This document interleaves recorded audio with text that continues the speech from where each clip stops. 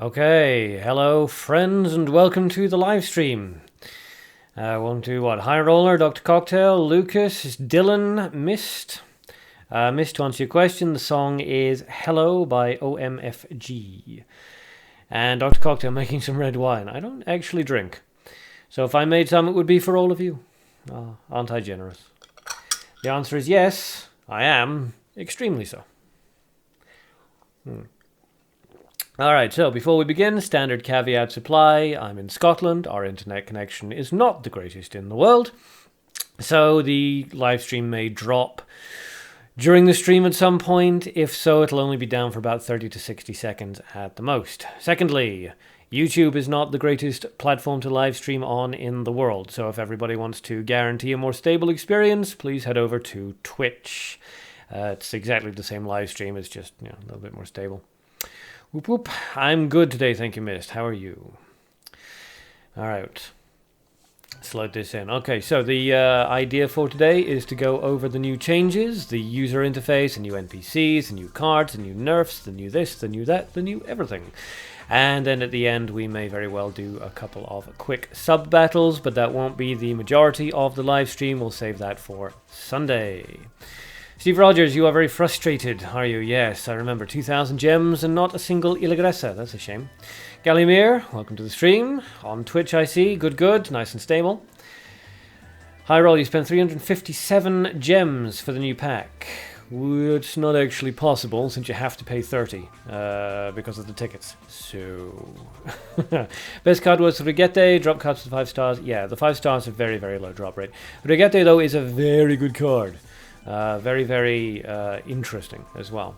Hello Nacho, welcome to the stream. Dylan, you got Snake Charmer Nicholas. I do like Snake Charmer Nicholas. I have all of the cards now except for Cruel Priest Secretus. And yeah, there's some interesting effects actually going on in them. So we'll open it up and take a look. I won't be able to look at Secretus, unfortunately. I don't have him, but we can look at every other card. Sometimes multiple of them. Look at that, 11. Kadir's Flying Sword. Yay! Absolutely fantastic. So, yeah, the CGC is, 36 cards, if I remember correctly. Some of them are reskins, some of them are basically just renamed versions of existing cards, but there are some new ones in here, and more than were in the labs. That's pretty cool. Nacho, what happens with number 13? Yeah, we'll be talking about that. In short, she got hit with the Nerf Bat, the Nerf Club, the Nerf Hammer. Basically, they just emptied an entire warehouse full of nerfing tools onto her. She is now, unfortunately, trash tier. Very heavy-handed. As in spending gems till you run out, High Roller. Yeah. You notice they didn't drop all the CGC cards from the lab. Yeah, there's some swords missing, which is quite interesting. I'm not sure why they decided to take out the swords, but so it goes. Alright, so let's take a look. Alkier on Twitch, using the emotes. Nice, very nice.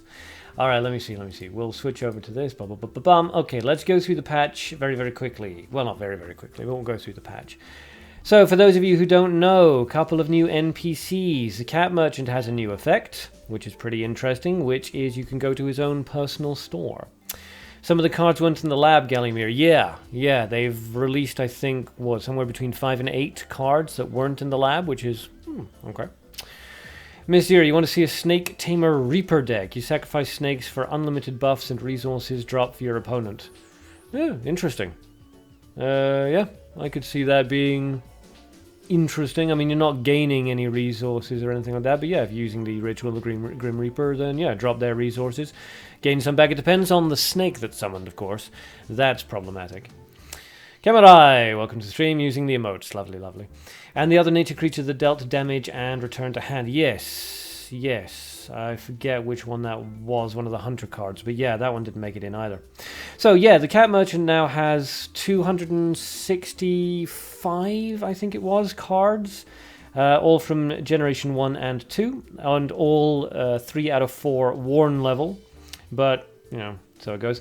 Which is pretty cool, honestly. It means that you can guarantee getting a hold of like Goblin Bomb Squads and Hunts and Magic Sensing Bombs, Gourd Bombs, Phantom of the Wolf, Phoenix, Psychic Storm. Turn to Frog and so on and so forth. All these nice basic staple cards that you can now just straight up buy with gold, which is actually a really good idea. I'm really, really happy about this this shop. It's going to really help out newbies. I don't know why they felt the need to make all the cards 3 out of 4 worn level. It seems weird. I mean, maybe they're worried about people buying them from here and then selling them on the player store, but I don't really see why they would. All of these things are set lower, I'm pretty sure, than you can sell them on the player store anyway, so weird. They're breaking up the CGC so the swords will come later. Yeah, I mean, we know there's going to be multiple releases. It's just weird that some of the cards that were in the lab were not released, and some of the cards that weren't in the lab were released. It seems weird. Why would you test cards, then not release them, and not test cards, and then release them? It's very strange. We'll drop their worth in the shop, though, front. Yes, I mean, these basically expect to not see these cards in the store, honestly. The vast majority of them can be repaired for very, very small number of special tickets. So, yeah, it's going to be very helpful for the newbies, but it is going to mean that these staple cards basically don't appear in the store. Neon, hello, welcome to the stream. Nice to have you. So that's the Cab Merchant. Pretty cool. I like the idea. Very good for new players, and that's what we like to see. Shinami, thank you for the gems. I appreciate it. I still need to work on getting a hold of that cruel priest Secretus, so that's going to come in handy. Next up is Blacksmith Fergus, who can now repair cards using special tickets, which is awesome. Very cool. Can be expensive, though. I mean, some of these cards, like the Elf, you can see up at the top, it's just going to cost you 1 special ticket, no big deal. And you can select multiples at the same time, which is pretty nice. It does get more expensive, though, when you get up into, like, the 4 and the 5-star cards. If we look at this, like my Shurka, for example, is going to take 16 special tickets just to go up, I'm pretty sure, 1 worn level. It's rough. DevCat doesn't want the meta to change right away. It will give test players more of a bigger lead. It doesn't really make much sense given they opened the lab up to everybody. And you don't really want to give certain people leads in a trading card game anyway. It unbalances things. Today's a bad day, so yeah, I know. It's 2,000 gems and yeah, not so great. So yeah, some of these are quite expensive. 16 does seem to be the maximum, even when we're talking about collaboration cards and stuff, so that's not too bad. But yeah, just be aware. Hoard the special tickets if you're planning on using them to repair anything. It'll be interesting to see how the Blacksmith Fergus NPC affects the shop prices, because it could go one of two ways. It could mean that people will just start selling all the cards for the same price, and the higher costed cards will drop, but the lower costed cards will rise, and we'll meet in the middle, or it could go to either one of the two extremes. It'll be interesting. Not everyone plays Lab. Half the Facebook community doesn't know that it exists. Yeah, but that's kind of just, that's really more of a problem with people just not paying attention. It is right on the home screen when you open up the game. I mean, it's literally just right there. It's not easy to miss. So, and DevCat's really pushing people to pay attention to the lab. They've put it on the front page. They redesigned the entire homepage, put the lab right down there. They make all these announcements involving the lab. They've opened it up so that you don't need to be a particular level anymore. They've just really gone for it. So, yeah, I mean, DevCat obviously doesn't want just certain people going into the lab. They want everybody going into the lab, so it wouldn't make sense from their perspective. Thank you for the gold blue tab. Wouldn't make sense from their perspective to give anybody an advantage for going into the lab. I think everyone will start selling cards at the same price, Thomas. That would be interesting, certainly. I passed an Ice Golem. Yeah, I don't. The Ice Golem is useful for Jin decks, but even then, Jin decks are really more for fun. Okay, so those are 2 NPCs. Next up, the card reworks. Ha ha ha ha. Fun time. Okay, so number 13. New number 13. So massive, massive, massive changes to new number 13. For one thing, her special ability was adjusted so that now the sword creature is summoned when she is summoned rather than at the end of the turn. I don't really know what the point in that is, but okay. But the big changes are her resources were almost doubled from 4, 5, 6 to 6, 7, and 8. So there is, that's pretty hefty. and her HP and defense were basically dropped, so that she no longer meets HP breakpoint. She can be removed by any 2-cost removal spell. Rough. Nip Nip, hi there. A weird little thing. With a new repair feature, do I think the low durability will go up or clean cards will start going down to balance it out? That is one way that it could go. I generally find that when we're talking about people and money and things of that sort, that things will go the stupid direction, the direction you don't want them to go. They won't go in the fair direction. So what I hope will happen is that the cards will all start to balance each other out. We won't see any more of this ridiculous, 3, 4, 5 million cards for golds for 0-4s and things. I hope that those will start dropping because nobody's going to care that much about getting 0-4s anymore. But what I suspect is going to happen is that the really expensive cards are going to drop slightly in price, but the low cost cards, the 1-4s, the 2-4s, the 3-4s, the 4-4s, people are going to start putting those up for more money. I suspect we're going to see the price, the bottom price rise rather than the top price lower. I hope not, but I suspect so. Is it going to be sub-battle to test out cards you want, Neon? Yeah, we're going to have a quick little one round of sub-battles at the end for people running the CGC cards so that everyone can see it. But then we'll be running a proper sub-battle on Sunday, and the rule for the Sunday sub-battle will be that you must include at least one CGC card in your deck. Collabs might not get hit, but most gen cards probably will. Yeah, it'll be interesting to see. The market has never really behaved rationally in Mabinogi Duel. It's always been a little bit frenzied. Okay, so yes, as we were saying, number 13. Massive resource increase, a big drop to the HP, a weird change to the ability. I'm not sure what they wanted in that ability change, but it doesn't really matter. The problem with the changes now is that the new swords that they were going to release for new number 13 were basically all worse than the flying sword. And those are still going to come out. And her resource cost has been increased, and her defense has been decreased, and her HP has been decreased. Now, dropping her HP down below HP breakpoints would have been an acceptable nerf. Increasing her resources to 6, 7, 8 would have been an acceptable nerf. Dropping all of those swords to make it a little bit more randomized, whether or not you got a good one or a bad one, that would have been an acceptable nerf. Any one of those changes would have been a decent nerf and would have been quite cautious. All of the nerfs at once? Yeah, too much. Too much. She's gone from being basically A tier all the way down to trash tier. There's now basically no reason to use number 13. It's way too expensive. She gets removed way too easily. The swords that she's going to summon, and they're going to get worse as time goes on, are not necessarily going to be that great. So, yeah, you're just not going to see her anymore. They crushed her. Just rough. For me, what's a good price for buying Il Aggressor? At the moment, a good solid price for Il Aggressor seems to be about 1.2 million.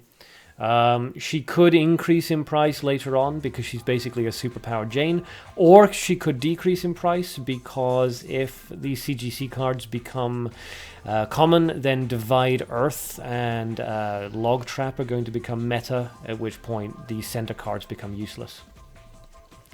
Snake Tamer is going to be the first working zoo deck. He's a better zombie combiner. Yes, Snake Tamer is going to be really interesting.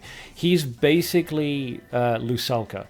A lot of people are going to try him to begin with and go, oh, this is kind of shit, because the snake's random and he's really easy to remove at levels 2 and 3. But I suspect that we're going to see a Lusalka kind of thing. Somebody's going to come up with a really good deck composition for him that's going to be just really solid. Nip Nip, what happened with Path of Exile? There wasn't enough interest in it, honestly. But if you'd like to see Path of Exile stuff, come into the Discord, chat, encourage. Number 13 was an OP card. Number 13 was not an OP card. Number 13 was a strong card. People used her because mana's good in PvP, and it doesn't currently have any good mid-range creature cards that aren't collaboration cards or mutant cards. So number 13 was just really nice. She could have done with a minor nerf, but that's what the extra swords were going to be. And the HP decrease would have been fine. The resource increase would have been fine. She wasn't overpowered. She didn't need a big nerf. She just needed a small one. Hey Benasser, welcome to the stream. Okay, so next up, after number 13, is Paralyzer Elurin. So her resources have increased from 456 to 567, and her paralysis ability has changed from 3 at every level to 2, 2, and 3. Her HP is also increased, but it's a pointless increase because it still doesn't meet HP breakpoints. Using your phone, or even as well, whatever works. New 13 didn't do anything wrong. Yeah. She was innocent. Why? A small nerf would have been fine, but that was overboard. Anyway, Elurin. So yes, Elurin -1s are now completely pointless. That'll prevent her ability from actually activating. Elurin +1s will allow you to get her ability to activate at levels 2 and 3, but that will be very expensive. So Paralyzer Elurin is now much more of a utility support card, which is basically what she was supposed to be. I'm pretty sure we won't see people using her anymore. The only reason people ran her to begin with was because that ridiculously powerful kills any creature you want at any level you want kind of thing for a very low cost. But it'll be interesting. Daniel, welcome to the stream. How can you replace number 13 Nacho? Yeah, you're basically going to have to go back to the old fallbacks. Mana Hellhound, Mana Vampire +1, Bluesy Floozy. Those are basically the only 3. Guess who got out of the lab? Nice, good job. You escaped. I hope you did it with, some sort of chemical explosive. Yeah, Elurin -1 is trashed here now. Benasser, nobody can. You just can't use her. Elurin -1 is useless. Has anyone tested a way to get Elurin's ability to proc before level 3? Yeah, and Elurin +1's ability will still proc at level 2. But that's the only way. Next up, White Mana Mast Field isn't really mid-range. That's kind of end range. It's a little bit on the expensive side for mid-range. Mid-range is basically 3-4 cost. Okay, next change is White Moon Bunny has been changed so that it must be in the center slot to add the Immortal Potion to everybody. And its attack and resources, its resources were increased like hugely from 4, 5, 6 to 6, 7, and 8. So that's a big increase. Defense HP were all decreased. The attack was mucked around with a little bit, but not drastically.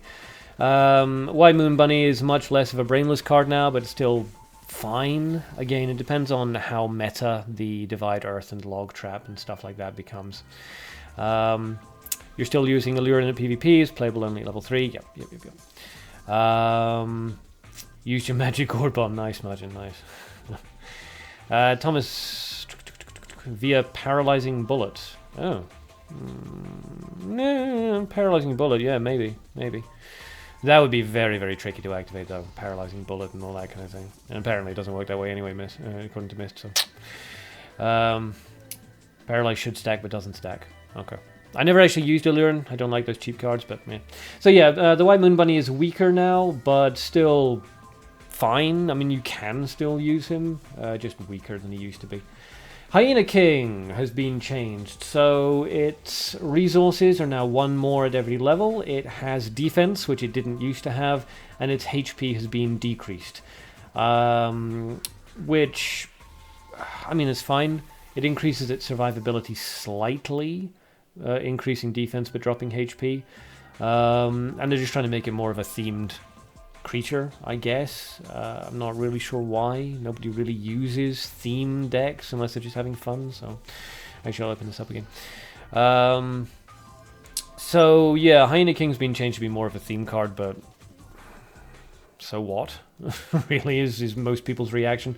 If you're going to use him for fun before, you're still going to use him for fun, and if you weren't going to use him for fun before, then the new changes aren't going to convince you. Alright, so Vanessa, you're welcome for the gems, no problem.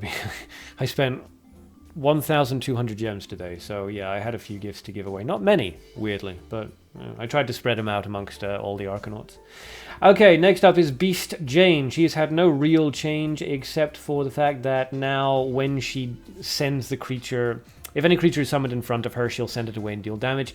The damage is now 10, 12, 15, and 17, which... It's weird. I don't really know why they went for that, because the damage isn't what you're using Beast Jane for anyway. I mean, they could have completely removed the damage. It wouldn't have affected Beastkin Jane's viability. Strange. Very strange.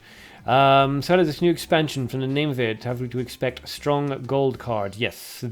Currently the strongest card in CGC is Princess Illagresser, and she's gold. But she's easily beaten by Divide Earth, which may become meta, so just be aware. Share code. Okay. I'll take a quick look at that, Dr. Cocktail. Sharing a deck code. Boom, boom. Nearly knocked over my Arc Juice. That would have been horrific. Okay, Pandatoon, Snake Tamer Nicholas. What are you using? Oh, wow, you're really doubling down on the snakes, huh? And a gold Hikaru Shuriken. Interesting. Interesting. I'll be honest, that's weird. It's pretty weird, dude. I mean, I get the theme, but I don't know what deck that would beat.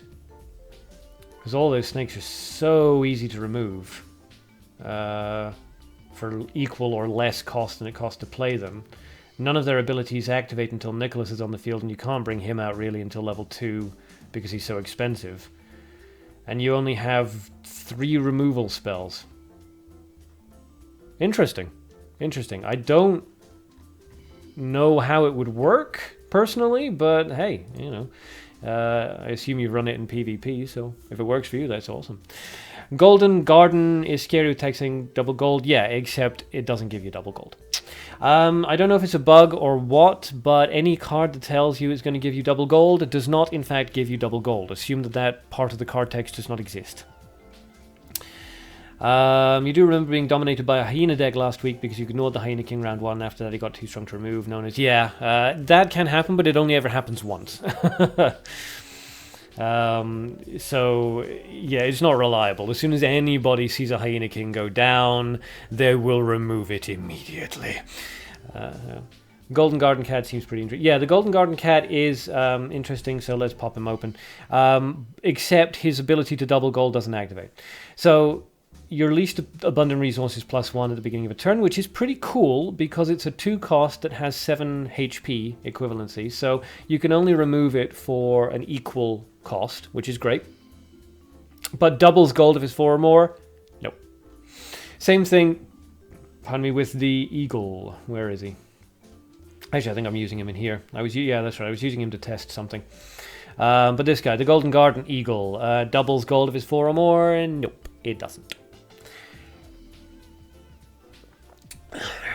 And I'm not sure if it's a bug or not, because honestly, doubles gold is pretty ridiculous.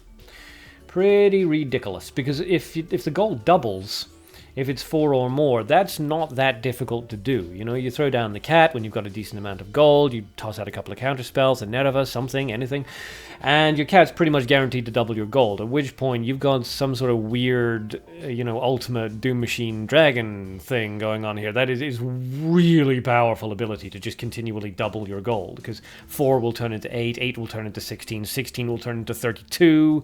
Pretty... bleh.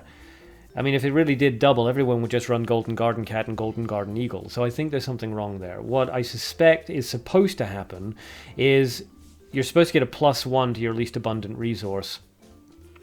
But if your gold is 4 or more, then gold will get like +2 instead of +1, something like that. I think that's probably what they were going for with that. The straight up double is way too powerful.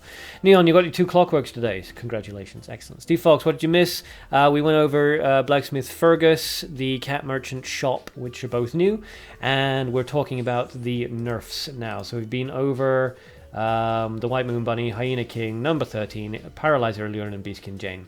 We've got a couple more to go. Why did I not share my booster pack opening live on stream, Dr. Cocktail? I didn't even think about it. Honestly, I probably should have, shouldn't I? Yeah, because I never watch videos which are booster pack openings, so it doesn't occur to me that anybody else would be interested in it. But yeah. Remind me for the next release of CGC. I'll do it then.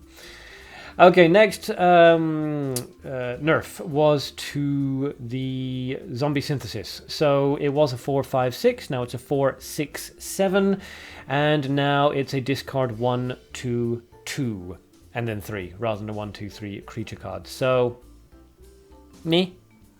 We might see it being used less, but who knows, really? Who knows? It's a bit of a weird change. If you have 4 golden cats on the field and double the gold, now that may happen. Doubles gold if there's 4. Well, no, wait. No, it might happen. Yeah. No, I was having a brain dead moment there. I was like, but oh, can't you only have 3 of a copy? I was like, no, that's Gwent. That's a different thing. Yeah, because you got 10 gold, you got to 20, and bam, Ultimate Doom Machine. Yeah, I don't... Yeah. Neon's thing makes sense as well. 4 golden cats on field and it doubles the gold, because that would be ridiculous, because that's basically impossible to do, so yeah. When is the next release, Steve? Probably 3 weeks from now. I would imagine there's going to be 1 week basically grace period. After 1 week has passed by, they'll do another lab with another 2-week pre-release test, and then it'll be released at the end of that. Deadpool, welcome to the stream. Nice to have you. We're all good. Okay, so Spirit of the Sword has had kind of a sort of sideways change. Its resources have dropped by half. Resource cost has dropped by half, which is pretty cool. It's gone from being like a 6-7-8 to a 3-4-5, which is nice. Its attack has dropped from 7-8-9, I think, to 4-6 and 7. Its defense has dropped slightly, and its HP has dropped slightly. So, much more affordable, but also much easier to kill. It costs 3 at level 1, and it can be removed by literally any 1-cost spell, so, meh. You should try with 4 cats and see if it's really like that. Do I have 4 cats, is the question. I have 7 cats, so yes, we can quickly run a test. Actually, it doesn't specify, but it might be correct. Just bad use of sentence prep. Yeah, it could be. Where did the Green Hunter go, Steve? It wasn't released, along with some of the swords. Some of the CGC cards that were in the lab were not released, and some of the cards that were not in the lab were released. Very strange. Golden Cat plus Ultimate Aurora into Ultimate Fire. Yeah. Yeah, that would be interesting. Still searching for Colorless Soul Stone or Potion of Soul. You mean Potion of Mana, right? There's no such thing as Potion of Soul, which is rare nowadays. Complete your deck with Jane, and suddenly Jane is nerfed. Well, Jane hasn't been nerfed. The damage she deals when a creature is summoned in front of her has been adjusted, but that's not why you're using Jane anyway. So I don't get it. I really don't get it. I don't understand what the point of the Jane change is, because it doesn't change what makes Jane good. The damage that Jane deals on creatures summoned in front of her was always pointless. Anyway, Mind Control has changed from a 3-4-5 to a 2-3-4, which is fine. It makes it much more reasonable. Spring of Memories has changed from a 2-3-4 to a 1-2-3, which is good, and its defense has been lowered and its HP has been lowered, which is also good. So it's a straight upgrade for Spring of Memories and a straight upgrade for Mind Control. Jane was too powerful, she had to get nerfed. She wasn't nerfed! I don't know why people keep saying this. Jane has not been nerfed. It said DevCat. Yeah, it was, but it's like, honestly, I mean, as part of anything else, I haven't seen Jane. I've not gone up against a Jane deck in 2 months. Very rare to see her these days. But yeah, it's not a nerf. The only thing they changed was the one thing about Jane that was vaguely pointless anyway. Alright, then we have some changes to the Masterclass Duel updates, but that's all kind of meh. I mean, if you're interested in the Masterclass stuff, then you'll be getting some decent things, but if you're not, then it's not going to encourage you to jump in. It's still pretty shit until you get up into the top 100. Do I think Princess Shadow Alicia, not Elisa? I'm pretty sure. Let me just double check that. Having said that, let's see if I've embarrassed myself or vindicated myself. No, I vindicated myself. Haha, it's Alicia, I was right. Do I think she's worth her cost? I think she is. Yes, I ran her a lot in the lab as a test, and I do think she's worth the cost. Because the thing with her is that she will refund the cost of the card, which is pretty awesome. Which means that unlike, I mean, Orperia is decent, but the difficulty with Orperia is that as a summoned creature, she's easy to counter. If somebody knows that you're running a resurrection deck, they can counter Orperia with free summons, cocoon traps, all this kind of stuff. And Orperia, you can't dictate where the creature goes, and you can't dictate which creature gets summoned out of the grave. So if you have 2 or 3 creatures in there, it's just random chance. Whereas Shadow Alicia, if you have 1 creature out on the field, you drop Shadow Alicia into the grave, the creature will be summoned back into your hand on its death, you get a full refund of cost, which means you can then immediately play that creature again wherever you want, or you can use the resources that you got back for that card to play something completely different that is more sort of applicable or powerful in that current situation. So Alicia is not an Orperia replacement. Both of them still do something. Both of them still work very, very well in their own particular ways. But for what Alicia does, yeah, she's really, really good at what she does. You heard Klaus got changed. No, Klaus hasn't had any changes. They changed Jane probably to remind people she exists. Will Illaggressor be available after this event, Steve? Okay, so here's the way that it works. For the next, say, 3 weeks or so, we'll have these 36 CGC cards. At the end of that time, the next wave of CGC will be released, at which point these 36 cards will not be available, and the next 36 will. And then there will be a final phase where the first 2 sets will no longer be available for 3 weeks or so, and the last set is, and then at the end of the 3rd phase, they will release all the CGC cards together. But they won't do it in a single booster. All the CGC cards will then go into the Super Mutant booster, I'm pretty sure it is. So at that point you can get all of the cards, but it becomes much more randomized. Is it time to spend gems on new cards? Podjetchny? Yes, it absolutely is. Illaggressor is amazing right now, so get your hands on her before people start running Divide Earth all the time. Alicia is solid. Hunter Rigete is really, really nice. She's an awesome card to bring out early on. There's some really intriguing cards in here. I want to be intrigued by this one, Illagressor's Gold Ball, because it's basically a death sentence. It will kill whichever creature it damages, but I'm not sure about its weird ability. You know, if the creature is immune to this spell's effect, it bounces to another opponent creature. I'm not really sure what that's for. Do I think that putting her in a Jane... Wait, who are we talking about? Illaggressor? Do I think that putting her into a Jane Nerva deck is smart? Imagine. Who exactly are you talking about? Illaggressor or Alicia? Alicia into Ritual of Darkness to gain both resource for Dark and the creature that was returned missed. Yeah, also a really good idea. I was using that in the lab as well. Very cool. Daniel, you have a question. Can you get Potion of Mana from finishing the story in Mabinogi Duel? Instinctively, I want to say no, but I could be wrong. You can tell... I'm pretty sure you can tell ahead of time.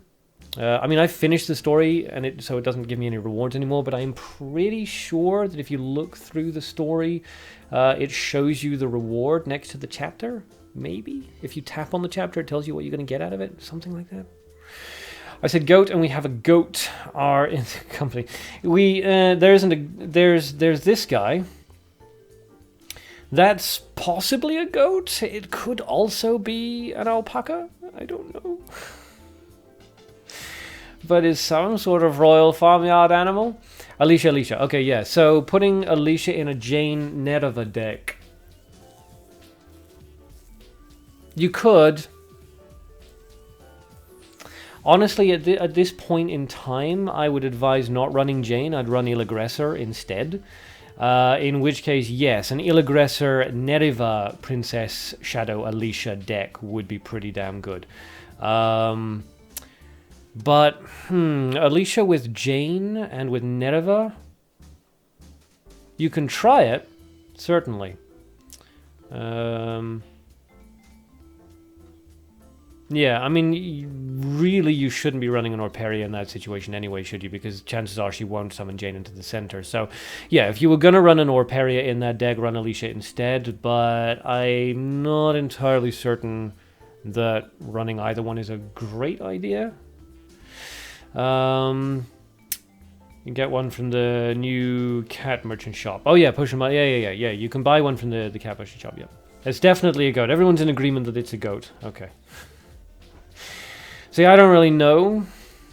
I grew up on a desert island in the Gulf Sea, and there were goats there, but they looked totally different to sort of European goats, so I have no idea really what a European goat looks like. Still, everyone seems to agree that it's a goat, so yay! Obviously, DevCat watches these live streams. Oh, and on that note, I did bring this. Because I like Illaggressor and I like Hunter Regete. And, you know, DevCat just nerfs all the cards I like. So, meh. It doesn't matter if she's summoned in the center because her effect makes her move there. For Princess Illaggressor. Yeah, I was talking about Jane. If you're using Orperia with a Jane deck, then Orperia won't summon Jane into the center, at which point Jane won't transform and she'll just start murdering your face. So yes, if you are going to use it, then use it there. But Illaggressor, Nerva, Alicia is a better combination than Jane, Nerva, Alicia. Okay, everyone's agreed that it's a goat. He's eating gold, it's totally a goat. Yeah, fair enough, they do eat everything. Okay, so yes, where were we? So the Masterclass Duel is just, changes, who cares? Daily random challenges are now enabled automatically upon logging in and are no longer available for free purchase in the shop, which is great because why the hell did we have to tap on the thing in the shop to begin with? That was weird. The gold price of a card is now shown in the bottom left corner, it says, but it's lying. It's actually shown in the bottom right, as you can see. If the go back button, nobody cares. Special ability descriptions of Shurka, Tarka, Warlord Shurka, and Warlord Tarka have been changed. Now, I actually forgot to check this, so let's find out. Their abilities haven't changed, as far as I'm aware. Just the wording. Yeah.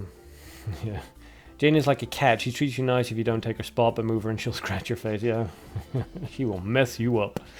So what's the new description? Transforms into Warlord Tarka if Shurka or Warlord Shurka... Oh yeah, it's next to it at the beginning of the turn. Okay, so yeah, they've just changed it to say or Warlord Shurka.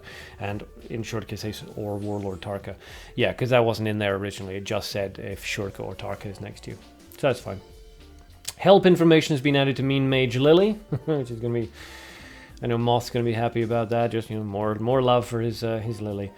Different designs are now applied to each type of challenge, which you can see here. They've got different colors on them now, blues and pinks and purples, which is fine, I guess. Brightens the whole thing up. Gems required for 0 to 4 star normal sealed card purchases have been lowered, so now it goes 5, 10, 15, 20, and 40, but be aware that that is only for normal cards. That does not include mutant cards, special edition cards, collaboration cards, plus cards, SIH cards, EXT cards, etc., etc. It's literally just for completely generic bulk standard cards. Mukro Elgesco, it's now been confirmed that it's the not freezing the friendly creature you targeted with. It's not a bug, it's intended. Steve, you're here and playing, good. So that's been fixed. Battle Force Nata special ability on Ana and Magician Mouse Field has been fixed. Some Duelist Arena stuff's been fixed. Find Opponent button will now appear in the Masterclass Duel, which is fine. And the game is now playable on Android 7.0 Nougat. So that's pretty cool. You thought EXT was not sellable. Oh yeah, good point, yeah. Basically my point is literally anything that is not a basic generation non-mutant card is going to have the gem cost lowered. Everything else is remaining as it is. So if it's cost 60 to seal a particular mutant before, it's still going to cost 60 to seal that particular mutant. Cards that were reworked on are not included in the sales list during the reward exchange period in the Cat Merchant's personal shops. No big deal there. Okay, so yes, there's a new... Oh yeah, and there are new special edition cards, which Cheshire for now and Temptress Myrna in a week. Casanova is a stop to Il Aggressor. Yes, Casanova is actually a fairly decent stop to most of the CGC cards. He's an anti-CGC card. What about G plus cards? You know, plus cards still have the old expensive thing. Plus cards do not have the lowered gem cost, unfortunately. It's literally just completely bog standard generation cards. Just no mutants, no plus, no nothing. Just basic stuff. New skin for Cheshire. I'll open it up here. There you go. Oop, can't scroll it down any more than that. Ooh, and I lost it. So that's a new skin for Cheshire. You can get that by buying 40 boosters with gems, which is, you know, expensive. Rip most chairs, yeah. It's a pretty cool, it's a pretty cute art. So if you have the gems and the special tickets for it, go for it. You feel like these new cards are going to wreck most of your decks, Manasser. If you're running Nature in any of your decks, switch out one of the cards for Divide Earth, and you basically counter like every single CGC card. Reclipse, hey, oh, welcome to the stream. Missed how to get the skin, yeah. Buy 40 boosters with gems. Any boosters. But right now, obviously, go for the CGC if you've got the special tickets and stuff. Rib gems, yeah, I know. I had 1,200 and something gems this morning, and now I'm at 27. So we got some messages. Gift from W5WL. Wow, a lot of gold gifts. Thank you very much. And gem gift from Albaster. Thank you very much, guys. I appreciate it.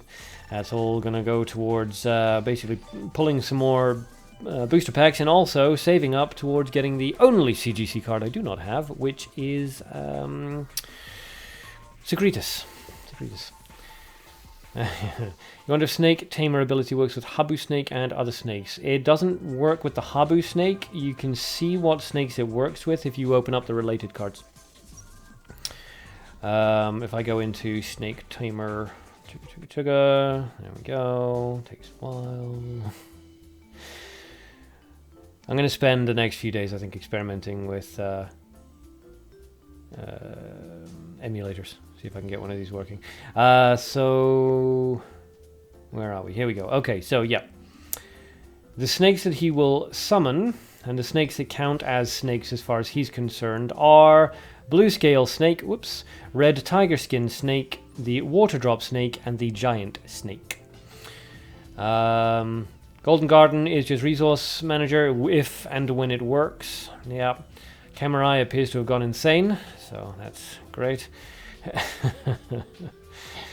So yeah, some interesting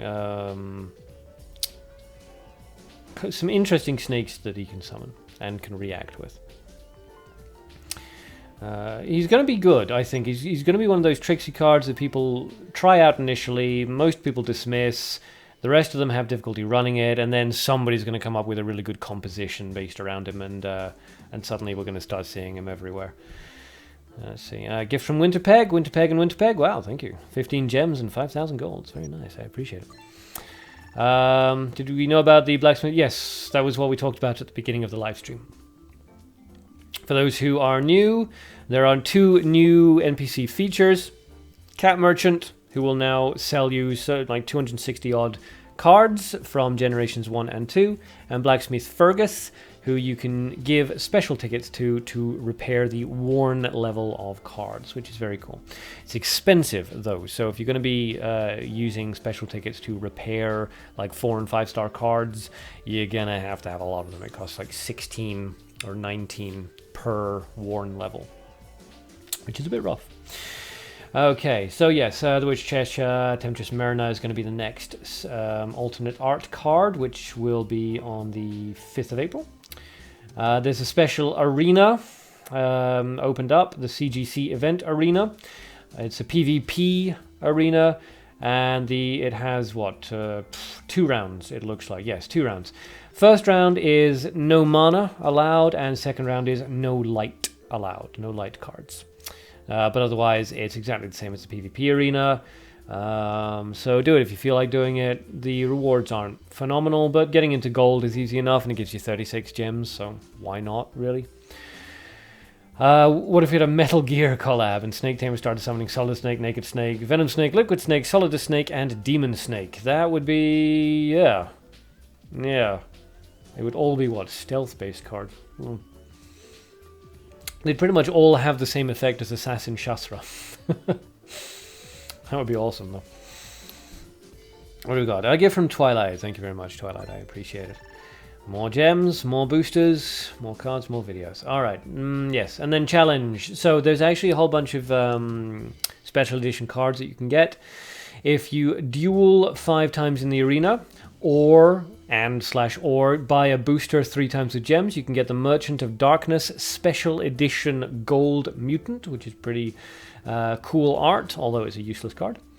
Then everything can go quiet. And everyone strips naked because we breathe through our skin. Good one, Hideo Kojima.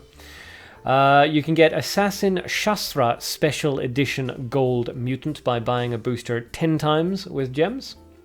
Or completing the event mission final 3 times.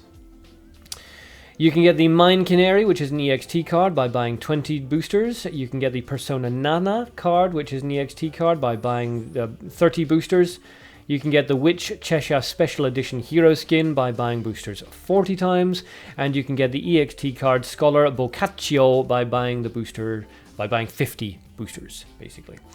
So, yeah, expensive. If you want to get the buy a booster 50 times with gems and you're not using discount tickets, that's going to cost you, I think, 1,400 gems. With discount tickets, obviously less. Where are we going? And you'd sell your house to get all the Metal Gear Solid cards.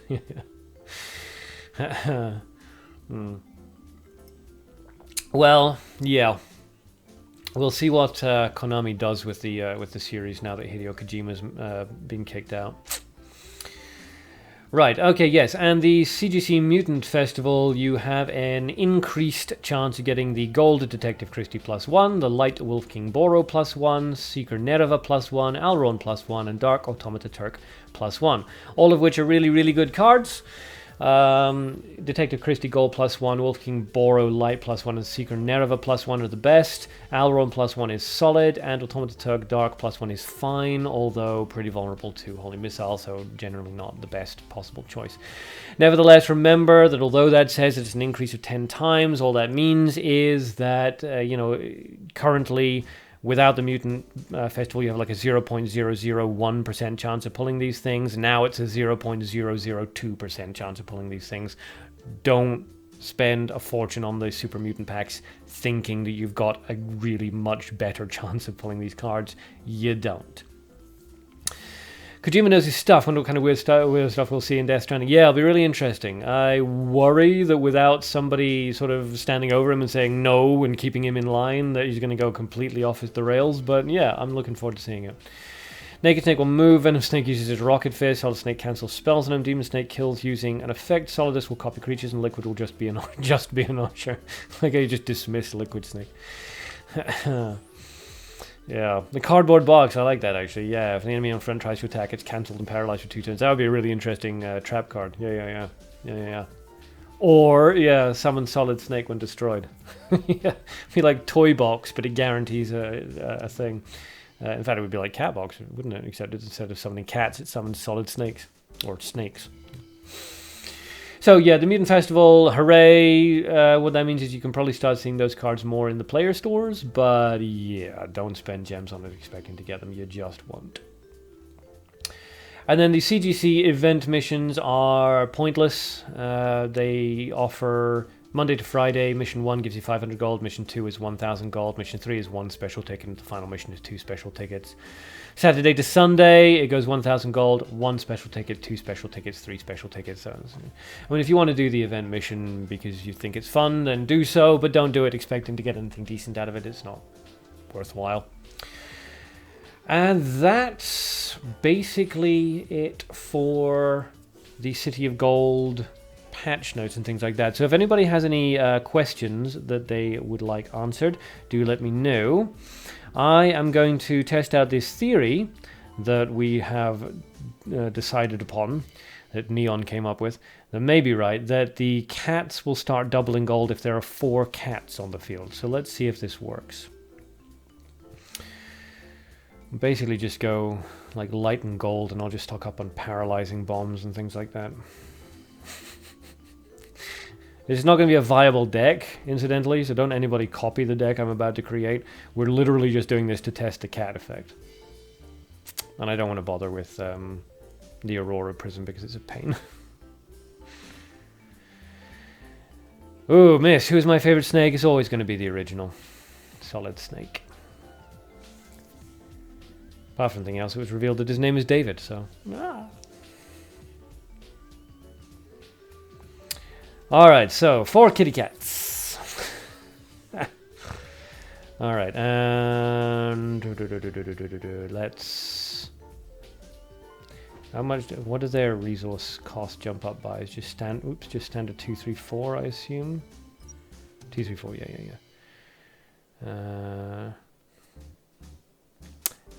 Neon, or the eagle. Yeah, we can try the eagle as well, but the eagle deliberately throws itself in front of an enemy creature, because it'll move to the...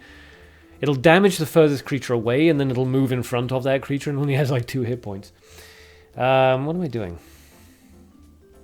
I'm just going to grab... I'll just reset that quickly. I'm just going to grab like a Holy Spear and a surprise attack or something. Just to fill out this. Doop doop.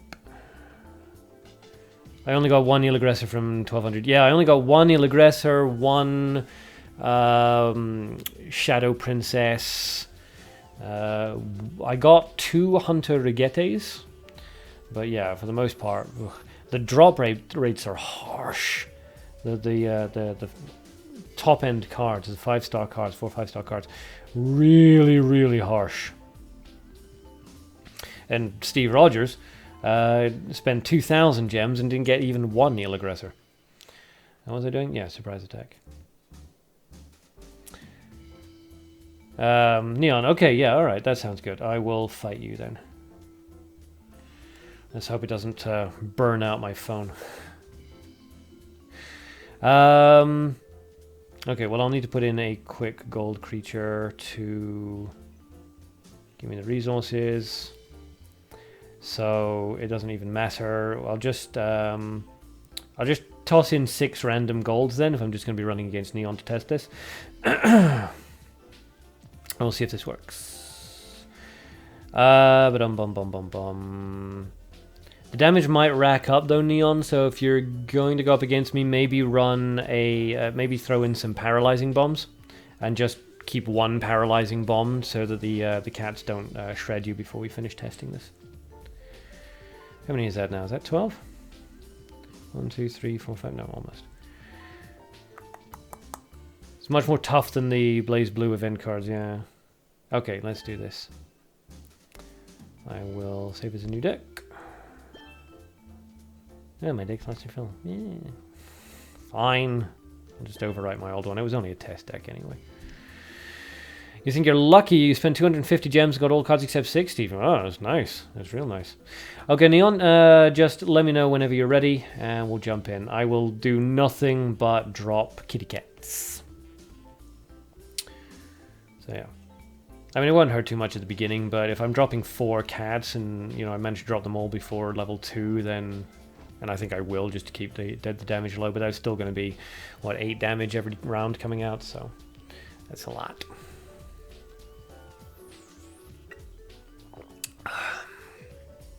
Eclipse Imagine getting into the Disgaea talk. Maybe I should be live streaming that. You can do a mirror match with the NPC and test that way. I don't trust the NPC not to just go a bit crazy. Besides, ideally I don't want the NPC summoning any creatures. These guys have very low HP. This will be easier anyway. And try it with the Golden Eagle. Well, we can try it with the Golden Eagle, but I'm assuming that if it works with the Golden Garden Cat, it'll work the same way with the Golden Eagle. George is having a little bit of a fox freak out, I see. Okay.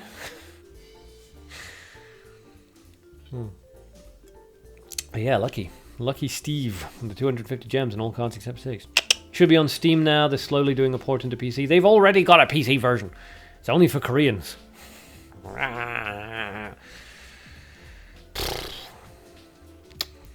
Depending if the PSP version would be better for the sake of portability for clips. I always preferred Disgaea on portables. Just because it really is a pick up put down kind of game. It's pretty cool. It's really 4 cats. How are you supposed to do that in a match? It's almost impossible. Yeah. Well, the doubling of gold is really, really powerful. So it makes sense if they locked it behind something that was completely impossible to do. George, it's not a fox. It's a fox. Yeah, I think it's a fox. It could be a cat. But I always see fox. It just seems a little too orange for a cat for me. You always wanted to know, what is that I am drinking? It is my special Arc Juice, the source of all my powers and the source of all my enemies' woes. Nobody knows what's inside it. Possibly the blood of my enemies, possibly merely their tears. Have I played enough of the Disgaea to have a favorite Reclipse? No, I'll be honest, they all kind of bleed into each other for me. I like the games very much, but I find it almost impossible to tell the difference between them. Once on Steam, you want a Vampire Princess Marika collaboration.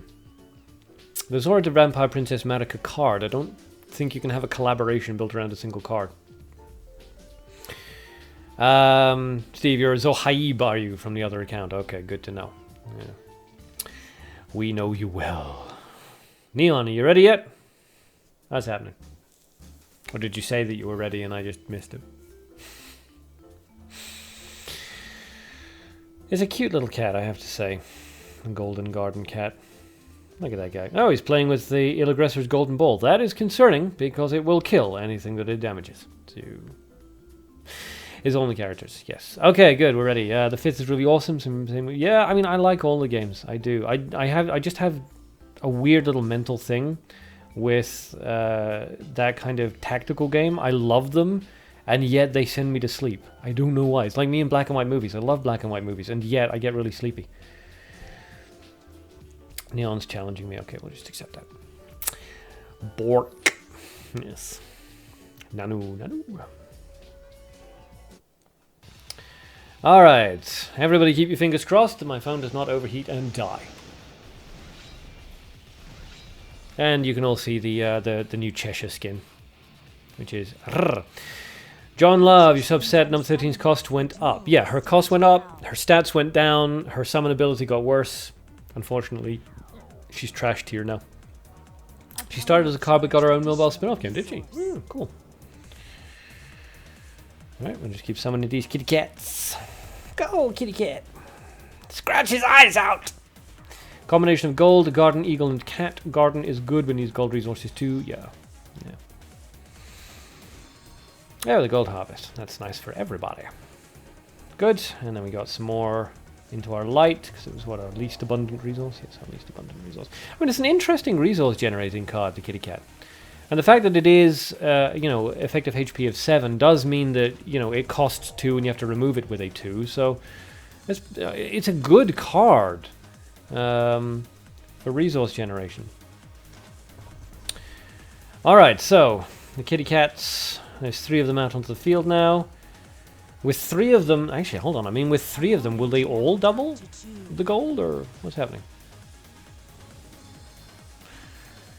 Okay, so... Yeah, each of them activates individually. Let's see what happens here. Okay, so if Neon's right, then this should double our gold value. Let's see if he is. Let's see if he is. Potion of Life. Good plan, good plan. Flame emission. Yeah, we're not having an actual fight. We're testing something. Nah. It didn't double the gold. I think it doubled the amount of gold we got. I think we got plus 2 gold there rather than plus 1. Okay, everybody pay attention. So 16 and 14.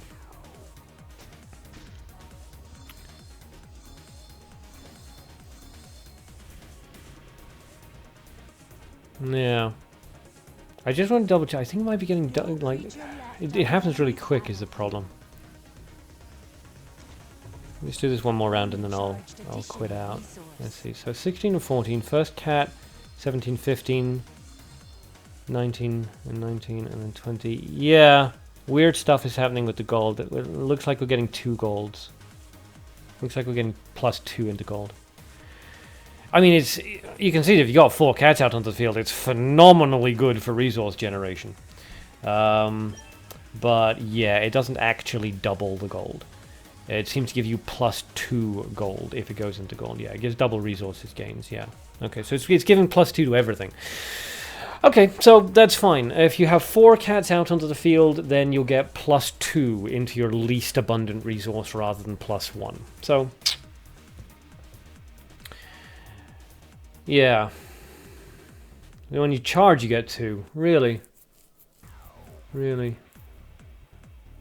Interesting. If anybody else was paying attention to that, that would be interesting. If the cat was actually giving me double gold whenever I charged into gold, that would have been pretty cool. I don't know. Something to look back on.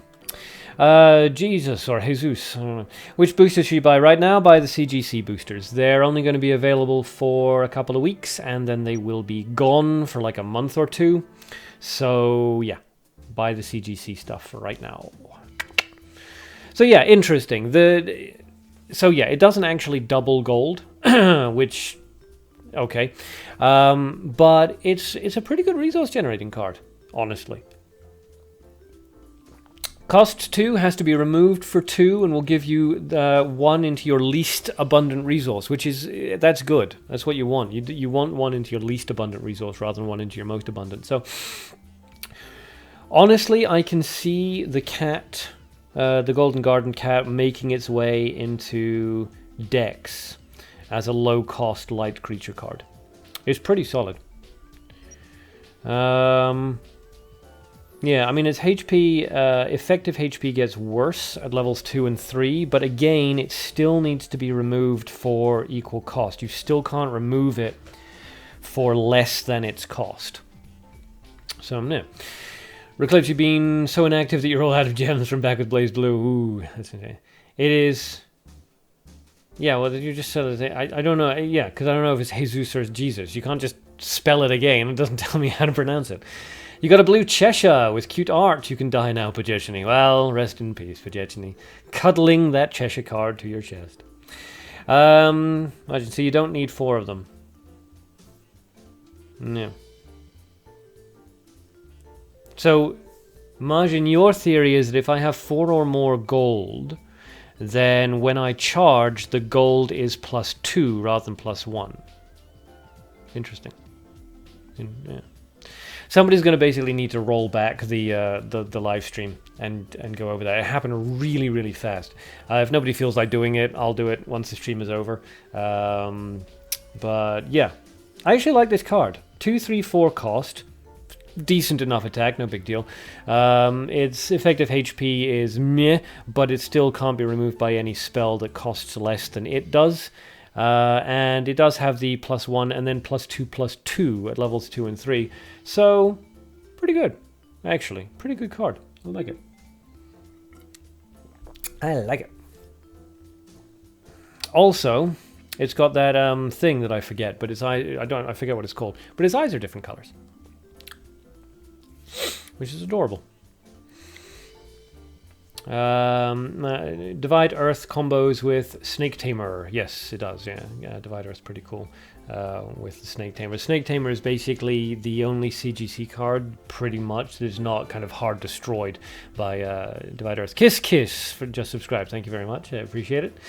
You think at the beginning of your turn you get +2 instead of +1. That's a theory, a Mabinogi theory. Yeah, and guys who gets this reference, it's a game theory. Yes, I know that. I know that series well. Dude started out wanting to be an actor, kind of accidentally fell into, it's the theory. It's just a theory. Heterochromia. Thank you, Franz Panzer. I always forget that. CGC so far, nothing at all, Pajechini. Hellgate and Reversal, almost all gems gone. That's unfortunate, Pajechini. I feel for you. I really do. I really do. I was fortunate. I had a lot of gems, and I did manage to get all but one of the CGC cards, but yeah, ouch.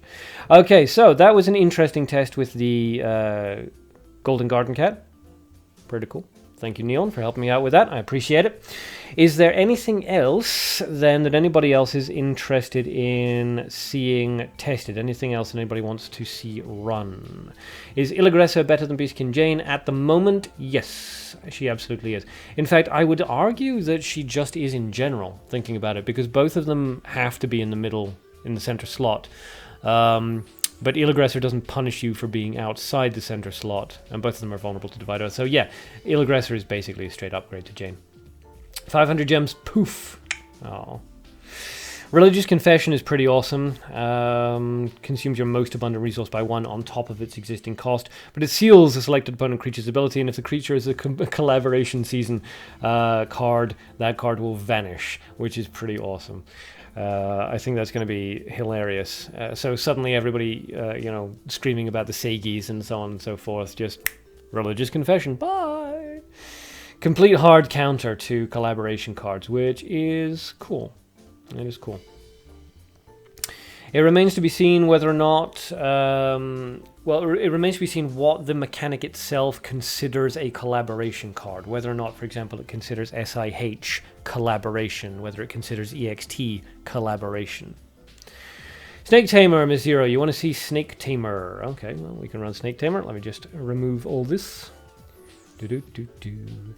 I experimented with Snake Tamer a little bit earlier today. The only two things that I found that worked out so far, and bear in mind I only played it for like an hour, is a hard control or a tricky little thing that was actually mentioned earlier with the Ritual of Grim Reaper.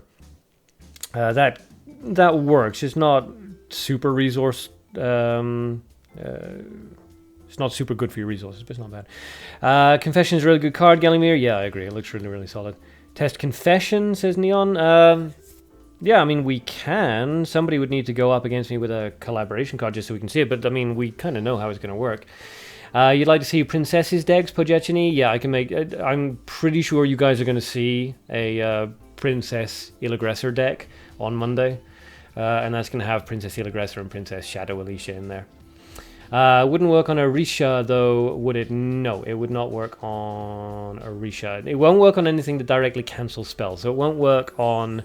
it won't seal the ability for things like Jane and a Warlord that's in the middle and that kind of thing. So yeah, it won't work with that. Does Eagle Leader work with Golden Eagle and Golden Garden Eagle, Miss Zero? Good question. I don't know. Include Confession for testing. Okay. Confession does not work on Arya and Bluesy. Yeah, because they counter spells. Martian, you got to go back to the lab, is it? Okay, well, thanks for stopping by. I appreciate it. Reclip's going to head out as well. Everyone's leaving me. Okay, so, right, we'll drop Religious Confession in there just because Neon really wants me to include it, so fine. And Snake Charmer. Where are you? A Snake Tamer, sorry, not a Snake Charmer. I don't know what I was saying that for. Back to the lab. Samurai Babs. Yeah, okay. Let's drop a Hunter Regalia. No, actually, well, maybe let's see if we can do something interesting with this. HP is lower than the friendly creature's attack. I think the attack is fairly low on these snakes, though, isn't it? Yeah, 2 and 3 and 2. That's 5 is fine, but yeah, it wouldn't really work out too well with that. Let's drop some gold in there because it's pretty useful. Trickery's a good one. Does the new Eagle work with Eagle Leader? We can try that, Mist. Let's just make this into a complete test deck then. So let's drop the Eagles in here. And we'll grab the Eagle Leader. And I'll turn off CGC.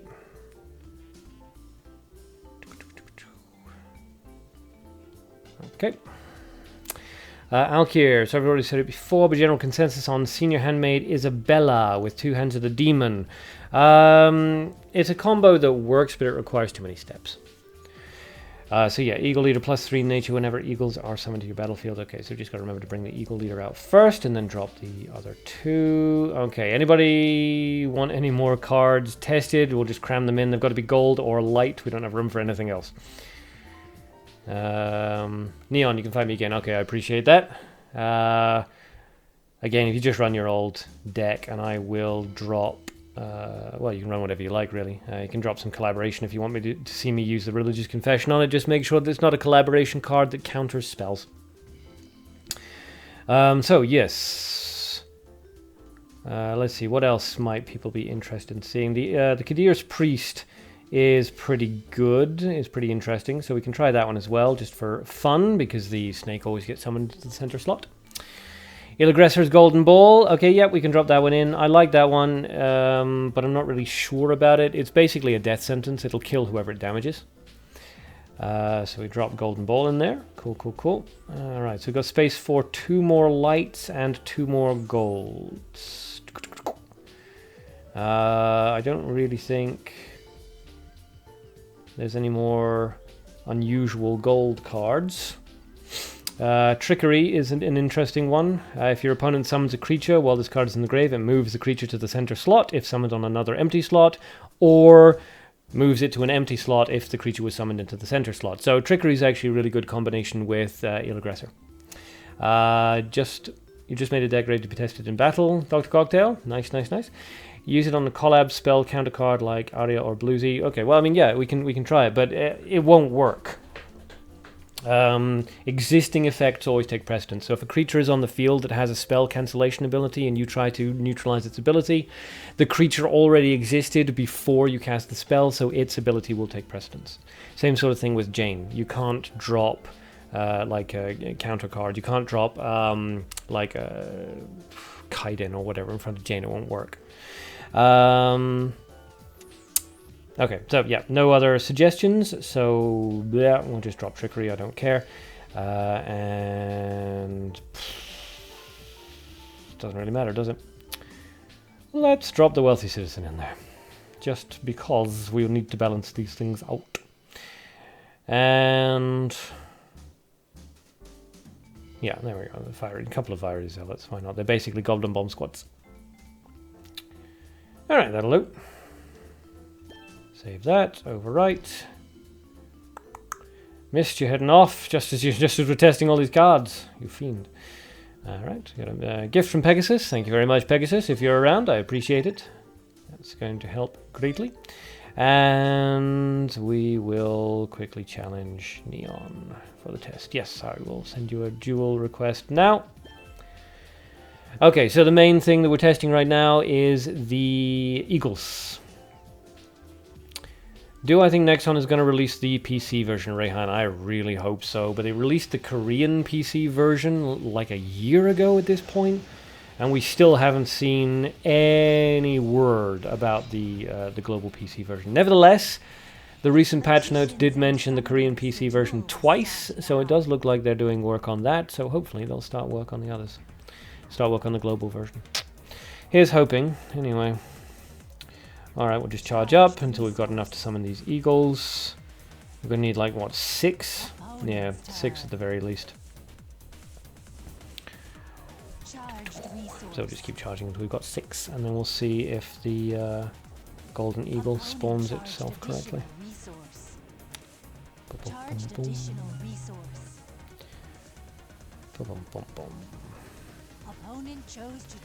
And I will level up just so that we can charge twice and hopefully get more gold. Not gold, green. Yeah, nature. Opponent reached level 2. Chose to charge resource. Except all we're getting is gold. No. Charged additional resource. And light. Oh well, 777. Jackpot! Oh no, the Deus Machina Nirvana. Whatever shall we do? Your turn begins now. Let's actually try this. This will be a good experiment. So let's drop him. He summons a snake. And then hopefully, if we're correct about this, this should seal Nirvana's ability.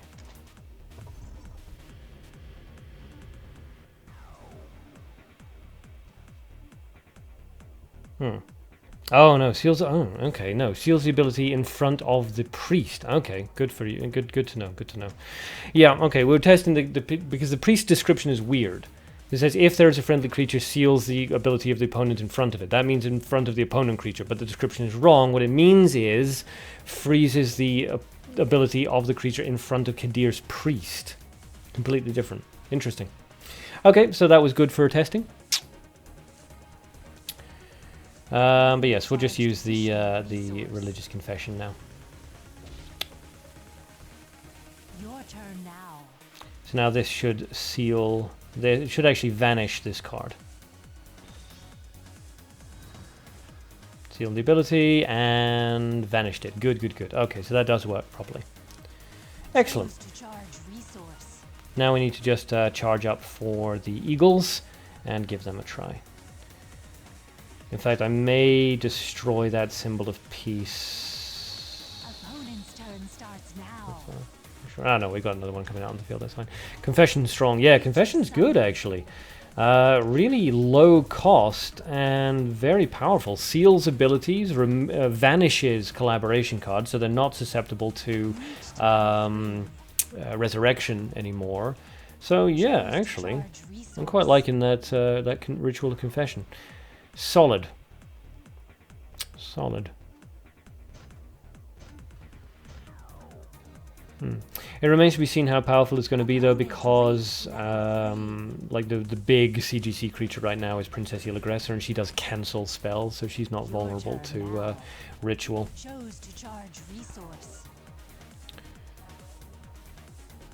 Okay. We will just keep going with this. The doves aren't going to be killed just yet, so we need to charge up a bit more until they're about to be killed, and then we'll drop the eagle leader, and then we'll drop one of the other eagles, and we'll see how that works. Okay, so Kadir's priest is definitely going to kill that symbol of peace next turn, so we can drop the eagle leader, so it'll be frozen, and then we can just work up towards the other eagle. Does Hero Cheshire's ability ever activate? No, not really. There we go, we drop the eagle. It'll get paralyzed by the symbol of peace, which is good, because we don't want it dealing any damage just yet. And then we should be able to summon the other eagle next turn, because we can just discard one of our nature cards. Yeah, Cheshire's basically what I consider to be a neutral hero. I just considered her to not have any ability, because it never activates. Sold your Secretus for 750,000, George. Nice, very nice. If anybody has a Secretus that they want to sell for 500,000 or less, do let me know. Alright, let's see. Do we have any low-cost greens to get rid of? No, not really. Well, let's try charging up once. If it lands on nature, we're good. Nah, it didn't land on nature. I don't really want to actually discard one of these. Ah, that works out perfectly. Okay. So let's drop which one is less sort of aggressive. Let's drop this one, then it's least aggressive. So now we should get 3 nature from this if the eagle leader activates. Defeated opponent's creature. Doesn't look like it's activating. Let's see though. This is still the first eagle's effect. Nope. Okay, no, doesn't work. Nicholas has a good and funny effect. He can continue summoning snakes over and over again. Yeah, Gallimir. Yeah, we all kind of like Nicholas. He's a fun creature. I'm going to remove one of my own eagles, and we'll try with the straight up golden eagle. Once we've amassed enough nature, of course. Charged additional resource. Yeah. Okay, well we can't get any more gold, so now we've got a much better chance of pulling nature, or charging nature. So it doesn't work with the golden garden eagle. That's unfortunate for people who like running eagle leader theme decks. Opponent accumulated resource. We'll see if it works with the golden eagle, because golden eagle is technically just a renamed version of the standard eagle, so it might work. We'll see. Charged resource. Remember when Linker Elvenkier was 500,000 back when WMB was new? Yeah, regret not selling him the first week when he came out. I regret not selling him. Oh shit, that's actually going to do a lot of damage. Okay, good. Paralyzed. I regret not selling him during like the 2-week period when he was meta competitive and everybody was running him. He was going for lots at that point. Cast the spell. Okay, I'm just going to flame emission basically my entire side of the field. Just so we can keep this going a little bit. In fact, it doesn't actually matter, does it? Just as long as I can summon the snaky thing. So badly want a ritual, I want to a confession that Nirvana now. There's no point. There's no reason to do it, but I really badly want to do it now. Oh no, that's interesting. Why can't I target that? You'll see. Oh, it must be an opponent. Okay. In that case, yeah, I'm just going to flame mission my own side. So this should resummon. No, this should vanish the snake, right? Yeah. Water drop snake vanishes and gets resummoned. Okay. So we just wanted. So that also works. Cool. Good way of replenishing your character as well. Let's do the Golden Eagle then. This will give us 3 mana, or 3 nature rather, if it activates the Eagle Leader's effect. Which it does not. Okay. So no, none of the new Eagles activate Eagle Leader's effect. You see ill-aggressive for 1 million, but you're short 200,000. Ooh, harsh, harsh. Ill-Aggress is one of those weird cards. Thank you for helping me out with that, Neon. I appreciate it. Ill-Aggress is one of those interesting cards which is either going to drastically increase in price or it's going to drastically decrease in price depending on what the meta does with the new CGC cards coming out. So picking her up for 1 million could be a really good value purchase, or it could be a really bad idea. Nobody knows. Okay, so yeah, the Eagles don't activate, so basically just assume that the new CGC cards have not been tied into the old ones. So yeah, assume that unless the snake is listed on Snake Tamer's related section, it's not going to be affected by Snake Tamer. Assume that the new Eagles won't work with the Eagle Leader because, you know, we don't need to assume that. I suppose we just tested that. Yeah. It's a bit of a shame, but I assume they're going to patch that in later on. A gift from Pandatoon and Emerson. Thank you very much, guys. I appreciate it. All right. It's asking where. Okay. All right. So interesting tests. That religious confession is going to be pretty nice. Pretty nice. 2, 3, 4 to completely seal an opponent creature's ability or vanish it if it's collaboration. Sweet. How would you use Hunter Rigette? You're quite interested in replacing her with Hellhound. Yeah. Rigette is kind of a defensive version of the Hellhound. She doesn't do like the area of effect attack. What she does is you play her early, like basically as soon as you hit level 2, play her. And then she will deal X amount of damage. I think it's 8. What is it? 5, 8, 11? So, I don't know why I'm guessing. I've got it right here. We'll just open her up so everyone can see. Okay, so yeah, 5, 8, and 11. I was correct. Good. She will deal 5, 8, and 11 damage whenever an opponent creature is summoned. So she basically shuts down your opponent's ability to summon anybody until they get rid of her.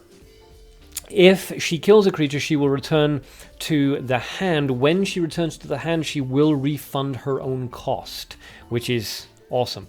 Because again, it means that you can run other mid to high range dark creatures. You can drop Rigette out there. If she gets her ability off, she'll come back, refund all of that resources. You can then use those resources to resummon her or to summon a different dark card. Pardon me. Be aware that you do need to play her a little bit defensively. In that at level 2 and 3 she is vulnerable to 2-cost removal spells. So she would work in tempo decks and control decks, but she's not going to work so well in aggro decks or combo decks. Can't wait to see some of these new CGC cards and their mutants. Yeah, some of these cards, mutants variants, are going to be really, really interesting. Really interesting. Test the Thief spell. Yes, Thief Pockets. Thief's Pocket, sorry. Thief's Pocket. If your opponent, where is it? If your opponent discards a card to the grave, while this card is in the grave, it steals one of their most abundant resources and returns it to your hand. It's not really much point of testing that. We know how that works. If your opponent discards a card, then it will steal, which means it'll drop their resource by 1. It'll give you 1 resource. And then the Thief's Pocket will come right back to your hand. Not really worth doing, honestly. I mean, it costs 3, 4, and 5 to cast, and you'll gain 1 resource back, which basically makes it cost 2, 3, and 4. It's still quite expensive. It doesn't really do anything other than just drop your opponent's resource by 1. It's a bit... Steve Rogers, you got Ilagressa for 1 million. Congratulations. Excellent.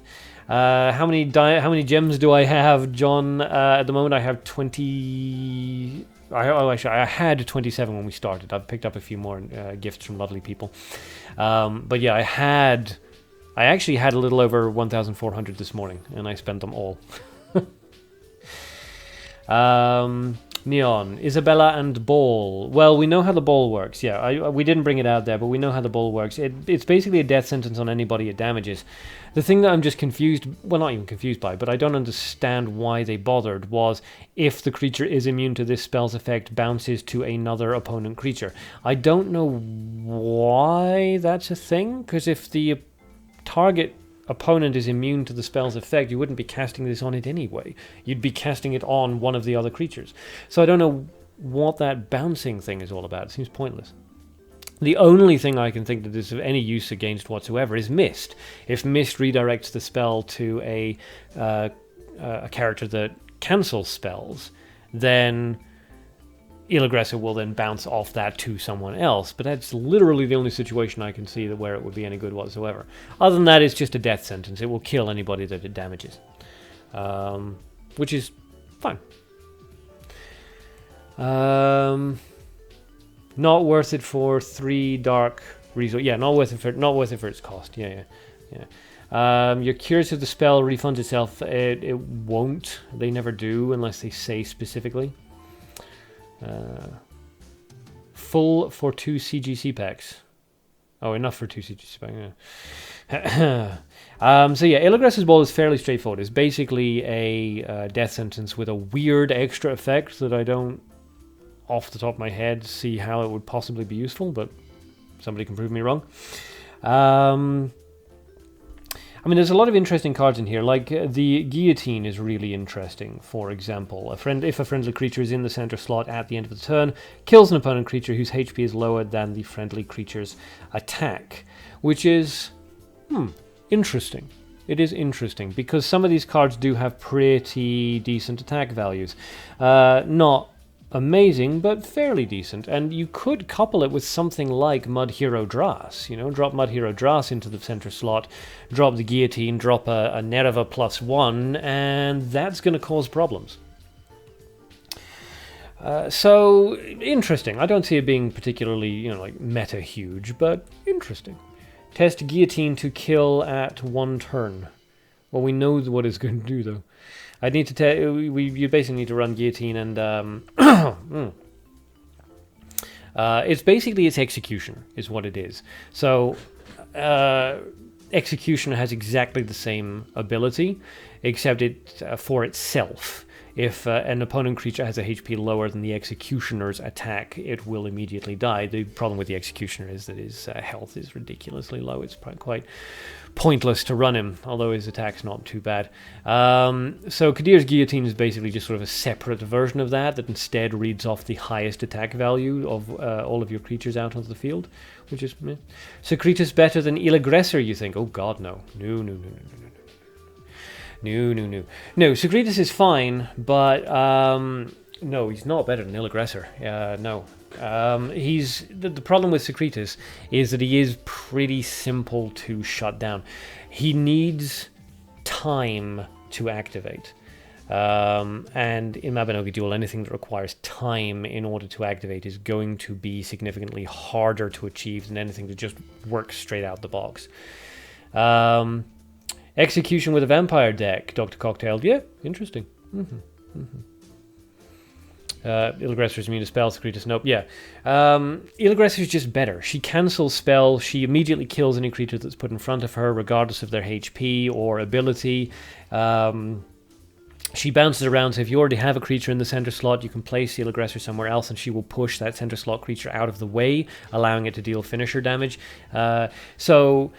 Yeah, Ill Aggressor is just really solid, very simple. Just play her and she immediately starts to do work. Secretus needs to survive at least one turn. Needs to survive your opponent's turn before he can start doing anything. So tricky. It's less consistent, which means less powerful and less viable in the meta. OP as at the end of turn cart. I don't know what that means. So yes. So yeah, the Kadew's Guillotine is quite interesting. Not going to be meta competitive, but I can definitely see it being fun to run into Platinum. If you like that kind of thing. You're sad about the Eagles missed. Yeah, we're all kind of sad about the Eagles. Not that I ever ran an Eagle Leader deck, but yeah, the extra Eagles would have given some potential. But no. If he is a mana creature, Secretus, I assume, then he might be useful. Add spell counter to help keep him safe. Yeah, it is a problem that he is vulnerable to spells and that he is mana. I mean, don't get me wrong, Secretus is a good card. It's pretty solid. We ran tests on it in the lab, and it turned out to be pretty good. Very nice. I'm looking forward to running him, and he can definitely work in a lot of decks. But in terms of just pure, straight-up power, Ill Aggressor knocks him on his ass. A gift from John Love and a friend request from John Love. Okay, thank you very much. I will accept the gift, and I will add you as a friend. For anybody who doesn't know, I automatically add people as friends if you request during the live stream. Outside of the live stream, I may or may not. It depends on whether or not I have some free slots. But during the live stream, I will always add. On Mist. Yeah, Mist can work if you have more creatures out onto the field. Kind of the difficulty with that is that you want Secretus to transform, and then when Secretus has transformed, you want creatures out onto the field, so stop him from transforming back, I think, isn't it? Or does he sacrifice to turn back? In which no, he sacrificed to turn back now. That's right. They changed it after the first week in the lab, didn't it? So yeah, Mist would be okay. David Sanchez, how do I get Cheshire Hero? You need to buy 40 booster packs with gems, any booster pack. Although right now I advise the CGC. Who I recognize everybody, but Xevious, I'm afraid you've been offline for 2 days. That makes you the lowest one. So I'm going to have to delete you. If you're watching, I apologize. Send me another friend request and I will add you. There we go. And added John Love. There we go. There we go. It's a bit weird saying your name because I used to know somebody called John Lovett. So I keep going to say Lovett. Okay. Okay, so I think we've gone through the cards that we weren't really sure what the effect was. The Golden Garden Cat's still a little bit weird. We need to read over that again. Religious Confession is really strong. Very, very powerful. Trickery is going to be incredibly useful next to center slot cards like Ill Aggressor. That's going to be really, really good. Kadir's Templar is basically a lower cost, weaker version of Black Knight.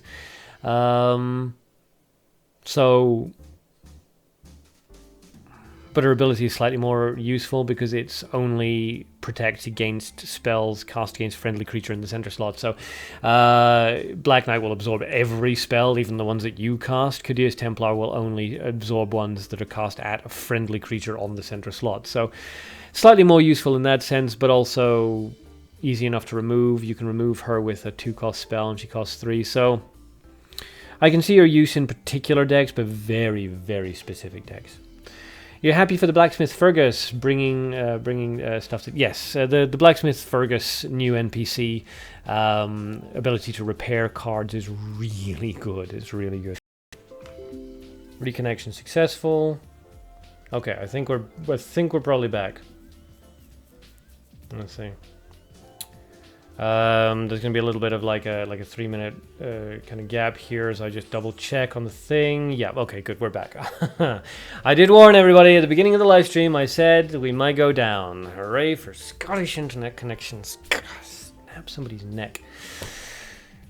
Anyway, we should be back on everybody's screens now. So let's just boot all that back up again. Where was I? Kadir's Priest. Yes, Kadir's Priest is going to be quite interesting. We might see less center slot ability-based creatures appearing if Divide Earth and Log Trap and so on and so forth becomes a big thing, in which case Kadir's Priest could actually be quite interesting. You know, friendly creature in the center slot, they summon an ability creature not in the center slot, but you have one there. Kadir's Priest comes out, seals whatever else is elsewhere. So you obtain Cheshire only during this event during 40 boosters in game time. No, it's only during this event.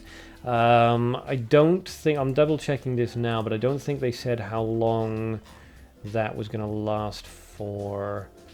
Oh no, they did. Until the 11th of April. You have until the 11th of April. And then you won't be able to get this skin anymore.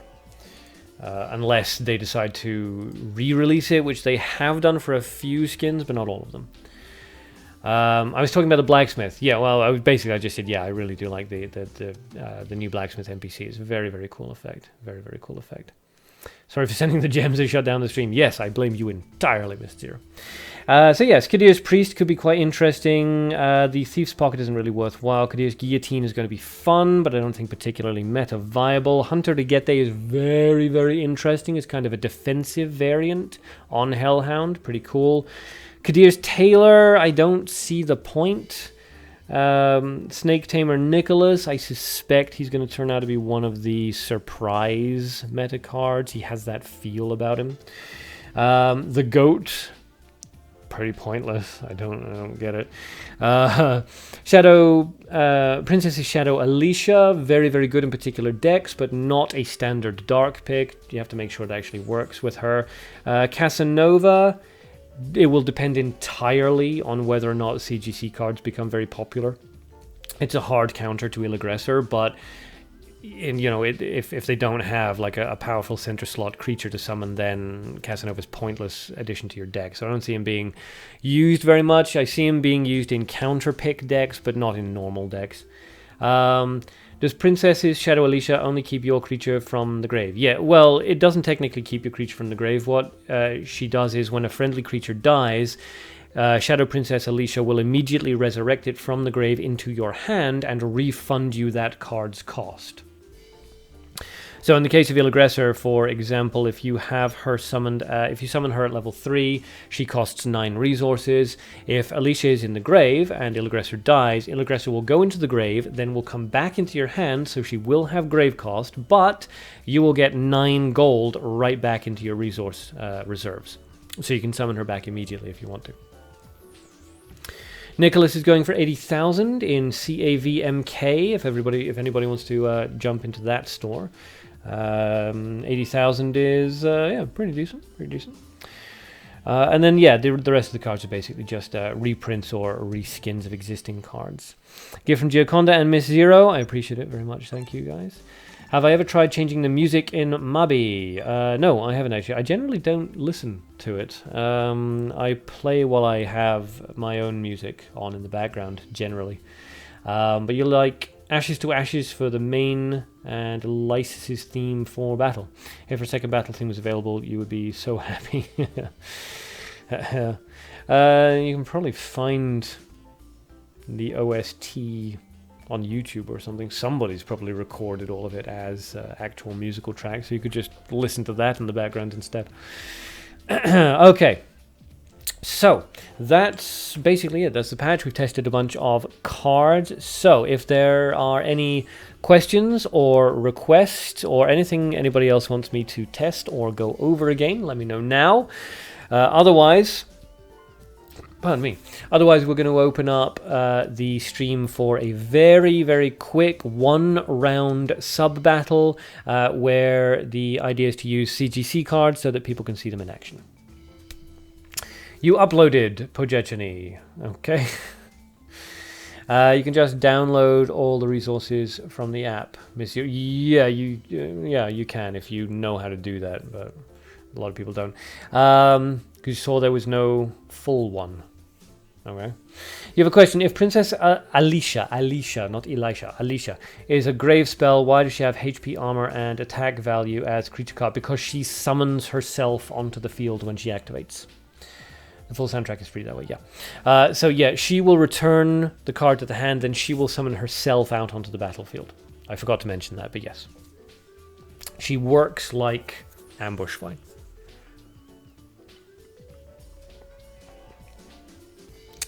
Okay. Oh. So yes, let's quickly put the hat on. Currently, favorite cards are the Religious Confession, the Hunter Rigette, the Princess Illaggressor. Those are my 3 favorites at the moment. But I also really like the Golden Garden Cat. I think that's going to be really interesting. Princess's Shadow Alicia, I think is going to be really, really interesting. And then a few more in there. And also, of course, obviously, Nicholas the Snake Tamer. I think he's going to be a bit of a surprise. Trickery is going to be pretty, pretty cool. The rest of them, actually not too bad. There's some decent cards. There's only like a couple that I would say in the CGC release that are just completely useless. The rest of them I can see a purpose for. It's pretty awesome. It's funny no one knows with it being an option on the Mune. I don't know what Mune is. Menu, maybe. Dr. Cocktail's up for the first battle, ready to test some CGC cards. Cards, not carts. But yeah, CGC cards. Okay, if anybody has a CGC deck that they would, or a deck rather, that contains at least one CGC card, and they would like to do a quick battle against Dr. Cocktail, comment in the chat and leave your in-game name, just in case Dr. Cocktail doesn't have it, so you guys can add each other.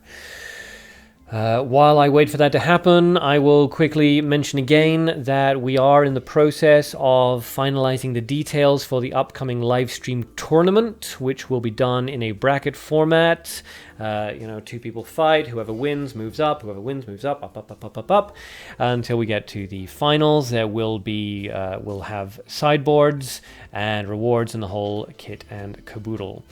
Shinami wants to go. If you are interested, just before we jump into that fight, if you're interested in getting involved in the tournament in any way, either in a planning, a commentating, or a playing capacity, jump into the Discord channel, which I've linked in the chat now, and yeah, get involved. Alrighty, so George, otherwise known as Shinami, and Dr. Cocktail, otherwise known as Pandatoon, are both ready and raring to go. So whenever you guys have added each other and you're ready to fight, just ready, set, goat. Oh, it's you! Not sure if that's a good you or a horrified one. But now, sir, you gotta go. Okay, well, thanks for stopping by the stream. I appreciate it. And yes, hopefully you can make it to the one on Sunday. Sunday. Bring a CGC deck.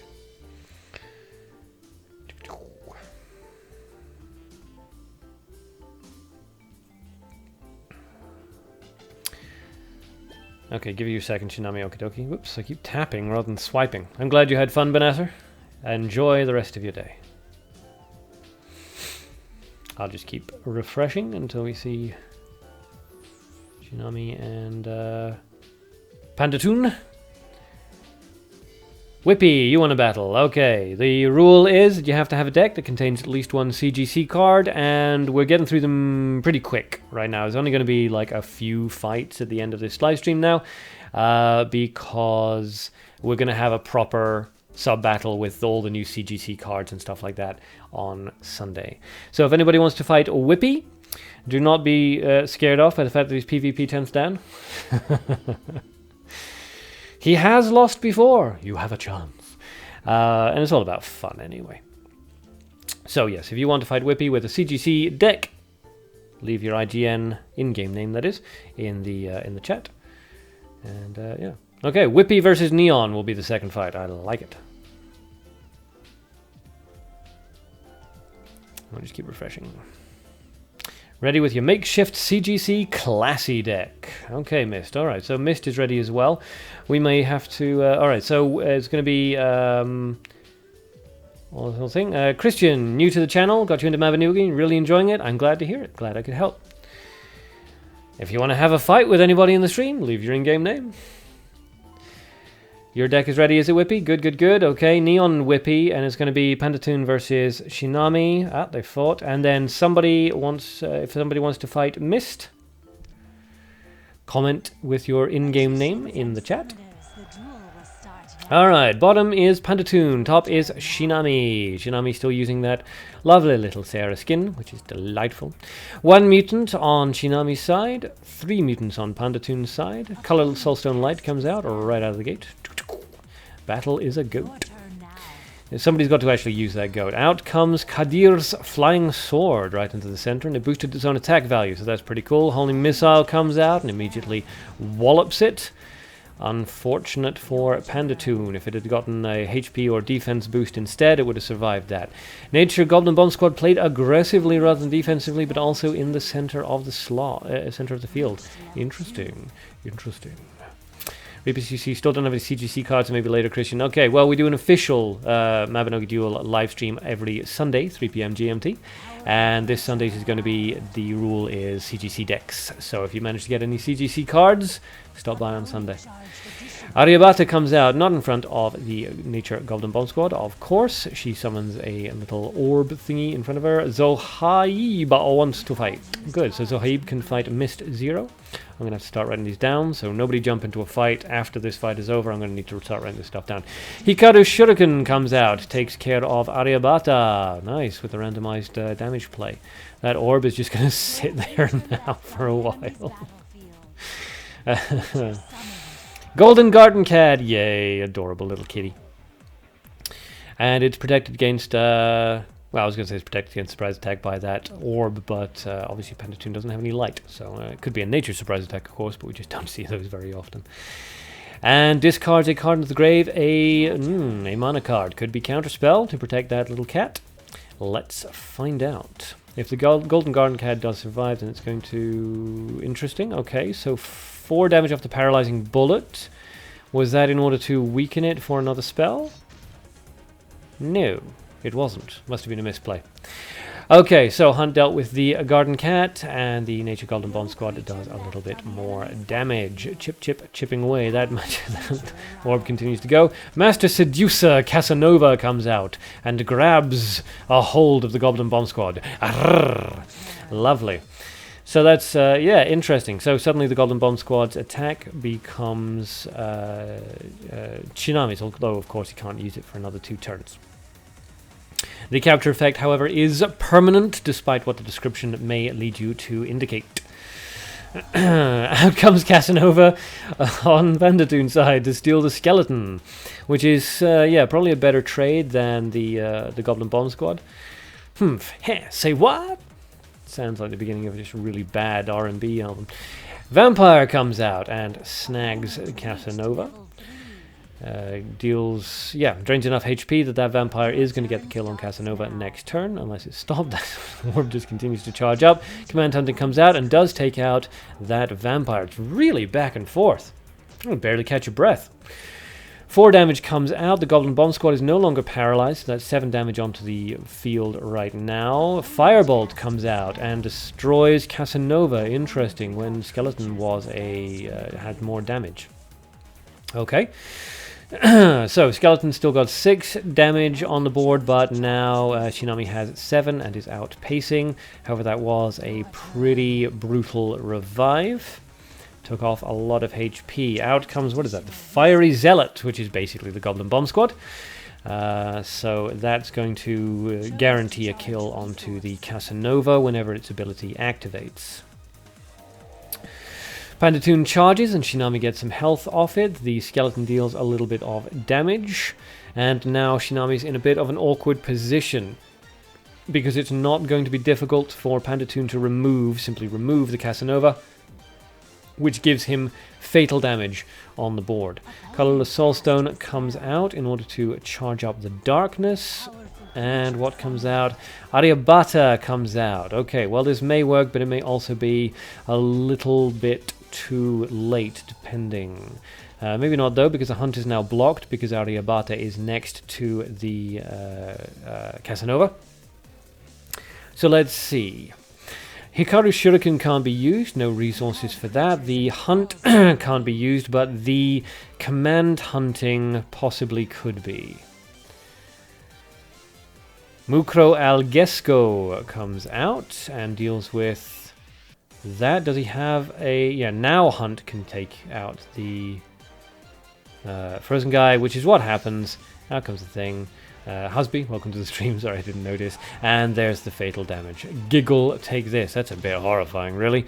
Okay, wow, real back and forth bruiser of a match there. Both players really taking each other to the wire. No resources left. Low HP on both sides. Really interesting, though. Very interesting. And that Casanova, you know, just stealing a whole bunch of other stuff. And yeah, R.I.P. Sarah's ability. Yeah, no. I remember when Sarah's ability was so much better, and I used her at every available opportunity. Ah, well. Ah, well. Well played to both players there. Very nice. Very nice. I'm going to just quickly grab some paper and a pen, and then we'll get on with the next two fights. There we go. I cannot get that pen. Okay, so next up, if I remember correctly, was Neon versus Whippy. And then it was Mist Zero versus Zohib, was it? I'm pretty sure. Correct me if I'm wrong, but that's what I remember. Okay, so Neon and Whippy, whenever you guys are ready, set, go. And if anybody else would like to fight in the sub-battles, we're just doing a handful today. But the rule is you have to have at least one CGC card in your deck. And try to make it an actual CGC card, not just one of the reprints. Ah, good, I was right, it is Zohib. Haha, my memory is phenomenal. Nobody should question it. Although if you do, I will probably forget that you did. Zohib and Mist, you guys are up after Neon and Whippy, so... slow your jets. Okay, here we go. Whippy and Neon. Spectate.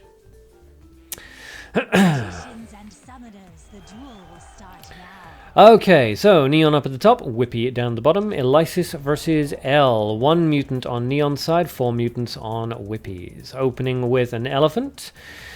And countered with a dark firebolt. Interesting, interesting. Good, good, good. Heart beating Whippy. Pitapad. Doki doki. Okay, so charging up. Charging up. Alright. Both players, after that initial impact, have decided to play a little bit more defensively, so they're both charging up, trying to gain resource advantage over each other. Both leveling up to 2. Okay, 5 HP difference because of Whippy's mutants at the beginning there. Charging up.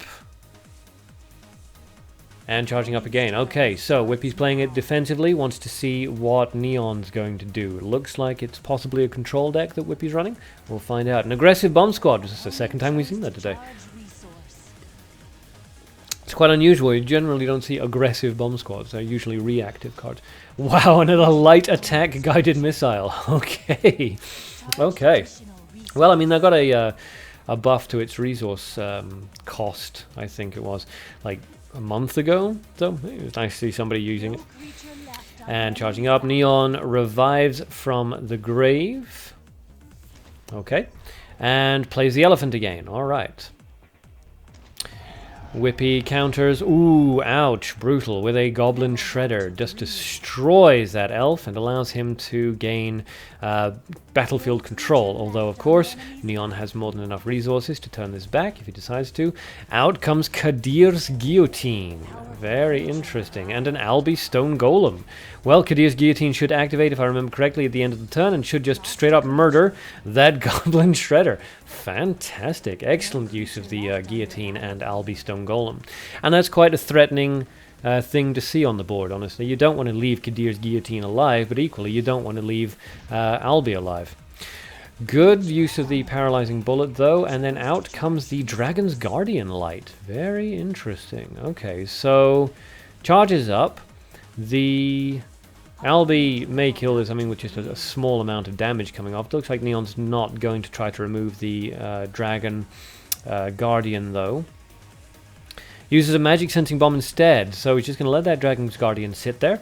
It's not really a threat, and the magic sensing bomb, it looks like it's a standard variant of magic sensing bomb, not the +1, is going to sit there. So I think that's 8 damage if I remember correctly. Yes, 8 damage. So Whippy charges up, goes into gold. He's got a lot of darkness here ready to go. Let's see if he has a plan for it, if it was just sort of unfortunate charging.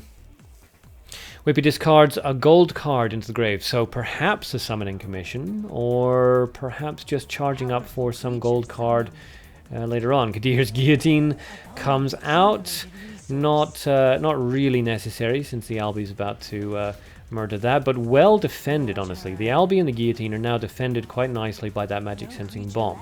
Whippy can't remove either one of them with a spell without taking a guaranteed 8 damage to the face, and that is not something you want to do if you can possibly avoid it. But he decides to go for it because the Guillotine and the Albi themselves are too big of a threat to leave unchallenged. Takes that 8 damage, which is pretty ouch.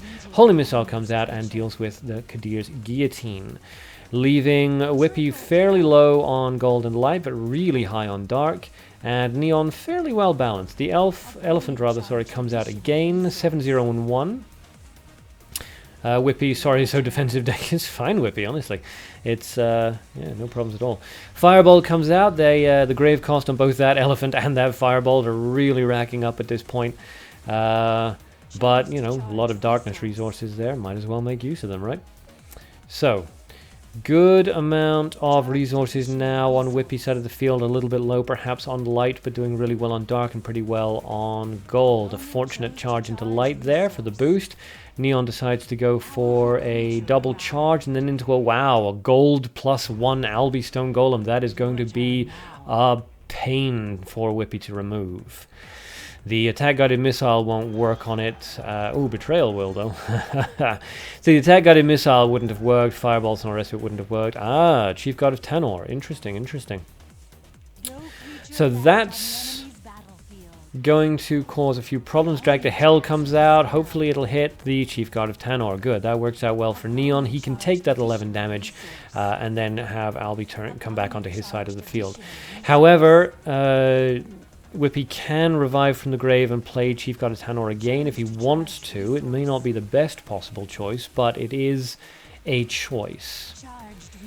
Deadpool, sweet duel so far. I agree. Very interesting. I'm liking that the Albi and the Guillotine combination. I am.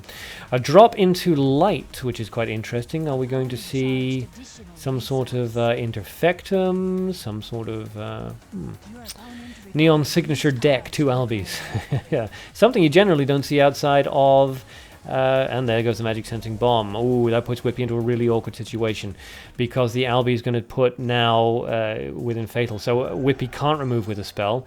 Uses the Possestial Tutmish to drag onto his side of the field. Uses the Chief Guard Tanor and discards into darkness at 11 damage. Comes out.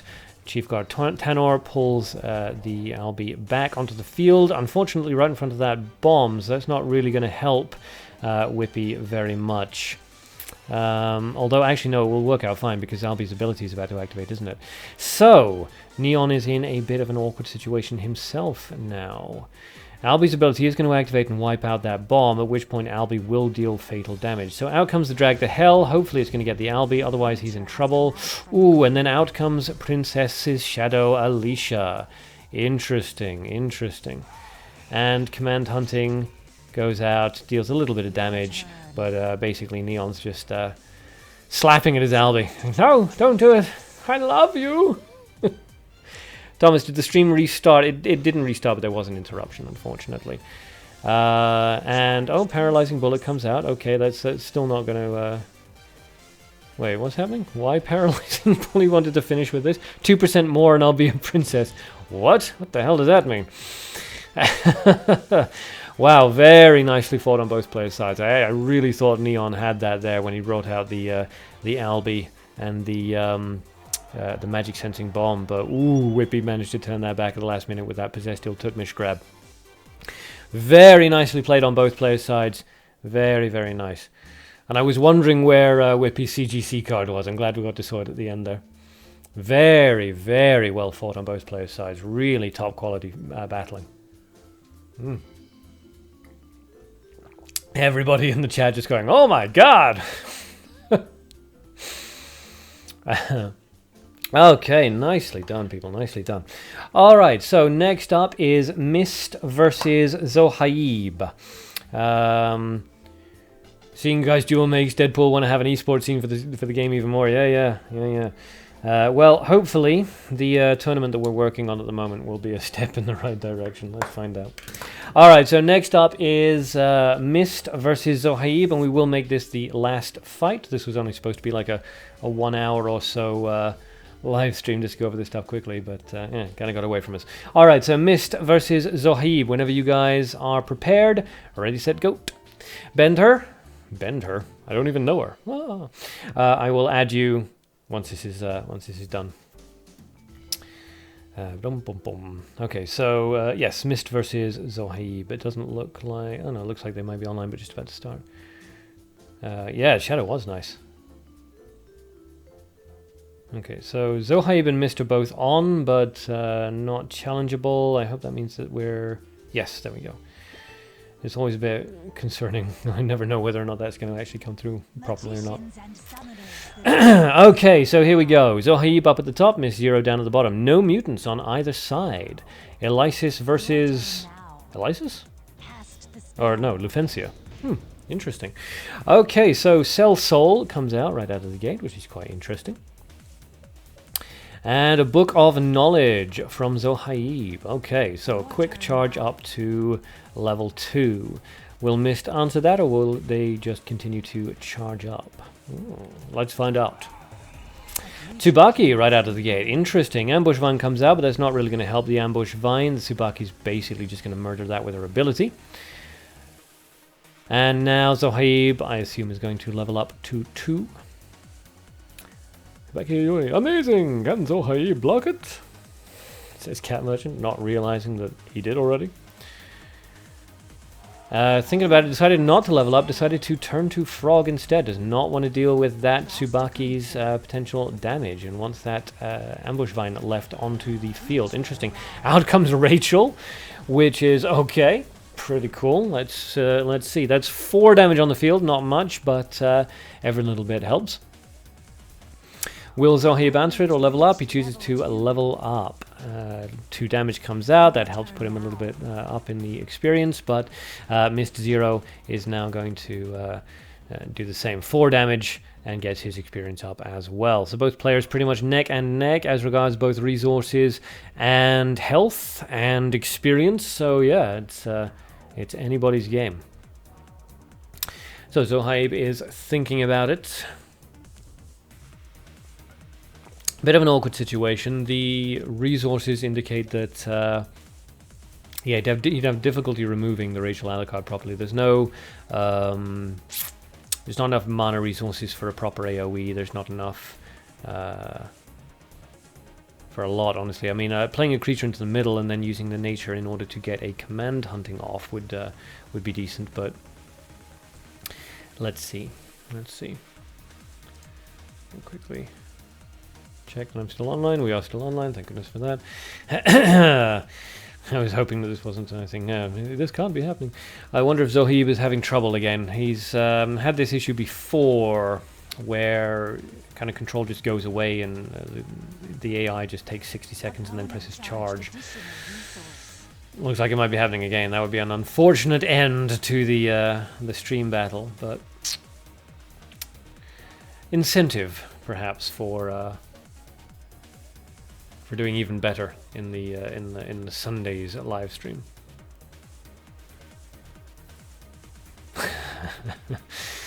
Yeah, Lufencia is not very patient, but yes, it looks like Zohaib's having more technical troubles, which is a shame. It is a shame. So it looks like this might be a wash, unfortunately.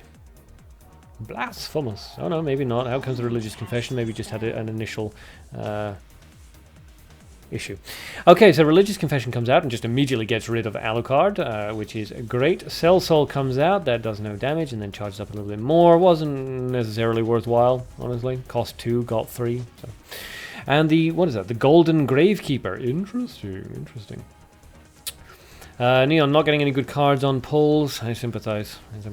Projectiony, how should you replace number 13 now once it's nerfed? Yeah, you got to go back to the old fallbacks. Mana Vampire +1, Mana Hellhound, or Bluesy Floozy. Those are really your only options. Catbox comes out, which is an intriguing choice given how expensive it is. Very, very expensive card and not really a brilliant ability. But let's see if Zohib has a plan for it. Out comes the Golden Garden Caps, that adorable little puffball that I'm actually really quite enjoying seeing. It can't be removed for less than its cost, so there's no issue with summoning it. You know, you either get a benefit or you force your opponent to use a removal spell. Trap in the Castle comes out. Interesting choice. Okay, well that's going to kill the Nago. And the Kitty Cat, but the Kitty Cat's ability will activate. It's interesting. It'll be randomized where it goes, I suppose, because none of them are least abundant. Went into gold, and did seem to actually give the +2 to gold, or maybe more than that, maybe +4. Interesting. Anyway, that cat is really nice. I like that cat. Down goes Nago. Down goes the Kitty Cat. Poor little Kitty Cat. Tsubaki charges up and is ready to go. Both players still holding on with basically full HP. Both of them at level 3. Both of them got good resources. This really is just absolute grudge match. It's basically going to come down to a war of attrition. So Zohaib revives rather out of the grave. That causes some damage, but nothing too major. Discards a nature card into the grave. Quite interesting. Charging up perhaps for something. Yes, Magical Beast Apophis. That old snake. I love that snake. So, Magical Beast Apophis comes out, and with that, Zohaib has managed to fill up his entire field. And that is 18 damage on the board from the snakes alone. Quite interesting. Tsubaki's ability activates, pounds into that snake, doesn't really do anything. As the Frenzy guy comes out. Oh, very interesting, very interesting. There goes the Kadir's Priest, which prevents that snake from activating. The cat box is destroyed, and it summons a single cat merchant, which doesn't help Zohaib at all. Tsubaki kills, her ability charges up, and now Zohaib is actually in a bit of an awkward situation. Unfortunately, sealing that far right Apophis snake isn't going to help too much, because if that second snake dies, the first snake's ability is still going to activate and summon a second snake. Summoning, removing the ability of the snake in the middle would have been a better choice, but obviously, you know, that's not really an option. Although it'd be interesting to know whether or not Kadir's Priest activates its ability if it is in the center slot. Okay, out comes the Ice Spear, which is basically the only choice that Zohaib had. Unfortunately, it does kill that snake in the middle, which means that this second beast, Magical Beast Apophis snake won't summon a secondary snake. So, turned out to be a good thing that the Kadir's Priest did go down in front of that. Fantastic. So 5 damage comes out of that golden cat merchant. The Kadir's Priest goes down. Tsubaki unleashes hell into the opposing team with her energy blast. Mist resummons. Out comes Rachel Alucard and Nego in front of the snake. That's basically just going to block the snake, but do no... that's all it's going to do. It's going to block the snake and die. And Mist decides to charge up. Both players played very aggressively there, so both players pretty low now on resources, but that works out more to Mist Zero's benefit currently than to Zohaib, who really at this point has to get rid of that Tsubaki. That Tsubaki is going to cause way too many problems if it's not immediately dealt with. So let's see. It's a tricky situation though. Surprise attack comes out. and deals with the Tsubaki. Good. Okay, so that obviously kills the Apophis Snake. You just kind of had to accept that. It was going to die regardless anyway with Tsubaki's ability. So Haib revives from the grave and charges. Just going to take that 9 damage. Okay, that'll take him down to 7 HP. Miss0 discards light into the grave. That could be anything. Discards another light into the grave. Okay, preparing to summon... Oh, right, Kadir's Templar, which is going to absorb, or redirect rather, any spell cast towards it. Cast towards Rachel. Interesting choice. So, Nago, I'm pretty sure, is protecting against melee. Yep, Nago protects against melee, and Rachel is now protected against spells, thanks to the Kadir's Templar. So, Rachel's actually solid. There's nothing that Zohaib can do to Rachel unless he uses an untargeted spell, either an AoE or something like Mukro or Command Hunting, something like that. Zohaib discards mana into the grave. And then thinks about it. He's got to do something. He's got to basically counter Kadir's Templar and one of the other cards. With those 2 discards, though, I'm not sure how he plans on doing it. That doesn't give him enough resources, I wouldn't have said, for anything in particular. Deus Machina comes out. Okay. But it doesn't really make any difference. Because... Mist could just win, not being particularly sportsmanlike and summoning all those cards instead, rather than just charging to finish. But yeah, out goes Rachel, and then out goes Nago, and that lands the finishing blow. Very nice, very nice. So an interesting use of Kadir's Templar to help protect Rachel. Between the Nago and the Kadir's Templar, she is in fact covered from everything other than AoE and undirected, or untargeted rather, removal spells. So very interesting, very interesting. Yes, good games, Dr. Cocktail, and I agree. Well played on both player sides. Good decks, good plays, and that's what we like to see. Alright, so... Very nice. We will finish there. No more sub-battles or anything. For now, we will do a proper CGC sub-battle thing on Sunday, 3 p.m. GMT, usual Mabinogi Duel Livestream time. So everybody get your CGC decks ready, and yeah, we'll see how that goes. So we'll wrap it up now. If anybody has any questions, requests, anything they want clarified or gone over, ask me now in the next 5 minutes or so, and then we will wrap up for today. And I will take this opportunity to add Bender. A gift from Nahwali. Thank you very much. 5,000 gems. Very useful. I will put that towards trying to afford a Cruel Priest Secretus. Alright, who can we remove? Cool. Good stream. Thank you, George. I appreciate it. I pretty much know. Who do I not know? I don't think I know Hylia. I don't think. I'm pretty sure I know everybody else. So I apologize, Hylia, if you're on and watching. Send me another friend request. I'll remove somebody else. But I know for a fact that I know everybody else at the bottom of the list right now. And the rule is that whoever's at the bottom of the list gets removed. Unless I know them, personally, unless they're big in the live streams and on the Discord and stuff like that. A couple of gifts from Gioconda, 3 gifts in fact from Gioconda. I thank you very much. I appreciate that. A couple of those tickets, and yeah, very nice, very nice. Okay, how do we get that round? There we go. Okay.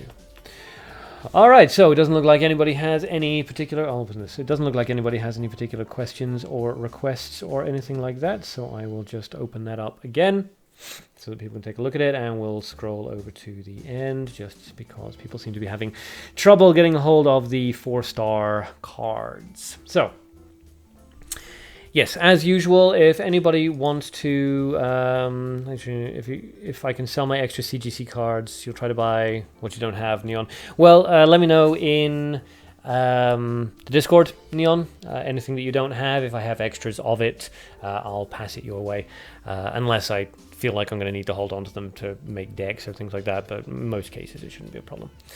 So yes, anyway, if anybody wants to get in, wants to talk to me either about the Mabinogi Duel tournament, which is coming up fairly soon, or about anything Mabinogi Duel related, or anything video game related at all, jump into the Discord channel, which I've set up, which I'm linking down below or to the side, wherever you happen to be watching your chat thing.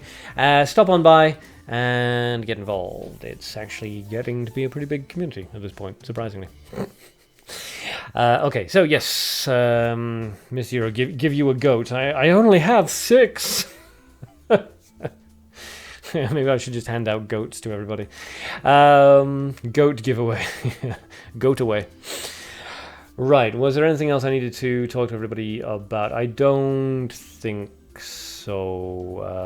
Follow me on Facebook and Twitter for any of the big announcements. Discord if you want any of the smaller ones or any of the ghost live streams that I do. I'm thinking about moving the live streams over to Twitch permanently just because YouTube is really misbehaving and it's a problem. But again, we'll talk about that in the Discord channel. Apart from that, I think that's everything. So there will be another live stream, a proper big one with big sub battles and things like that on Sunday, 3 p.m. GMT as per usual. But for now, that's it. So thanks to everybody for stopping by and watching, and especially for getting involved in the chat, and especially for getting involved in the sub battles. Hopefully I'll see all of you guys on Sunday, bristling with CGC decks and ready to show the world what you got. All right, thanks for stopping by, guys, and remember, as always, have fun and good luck.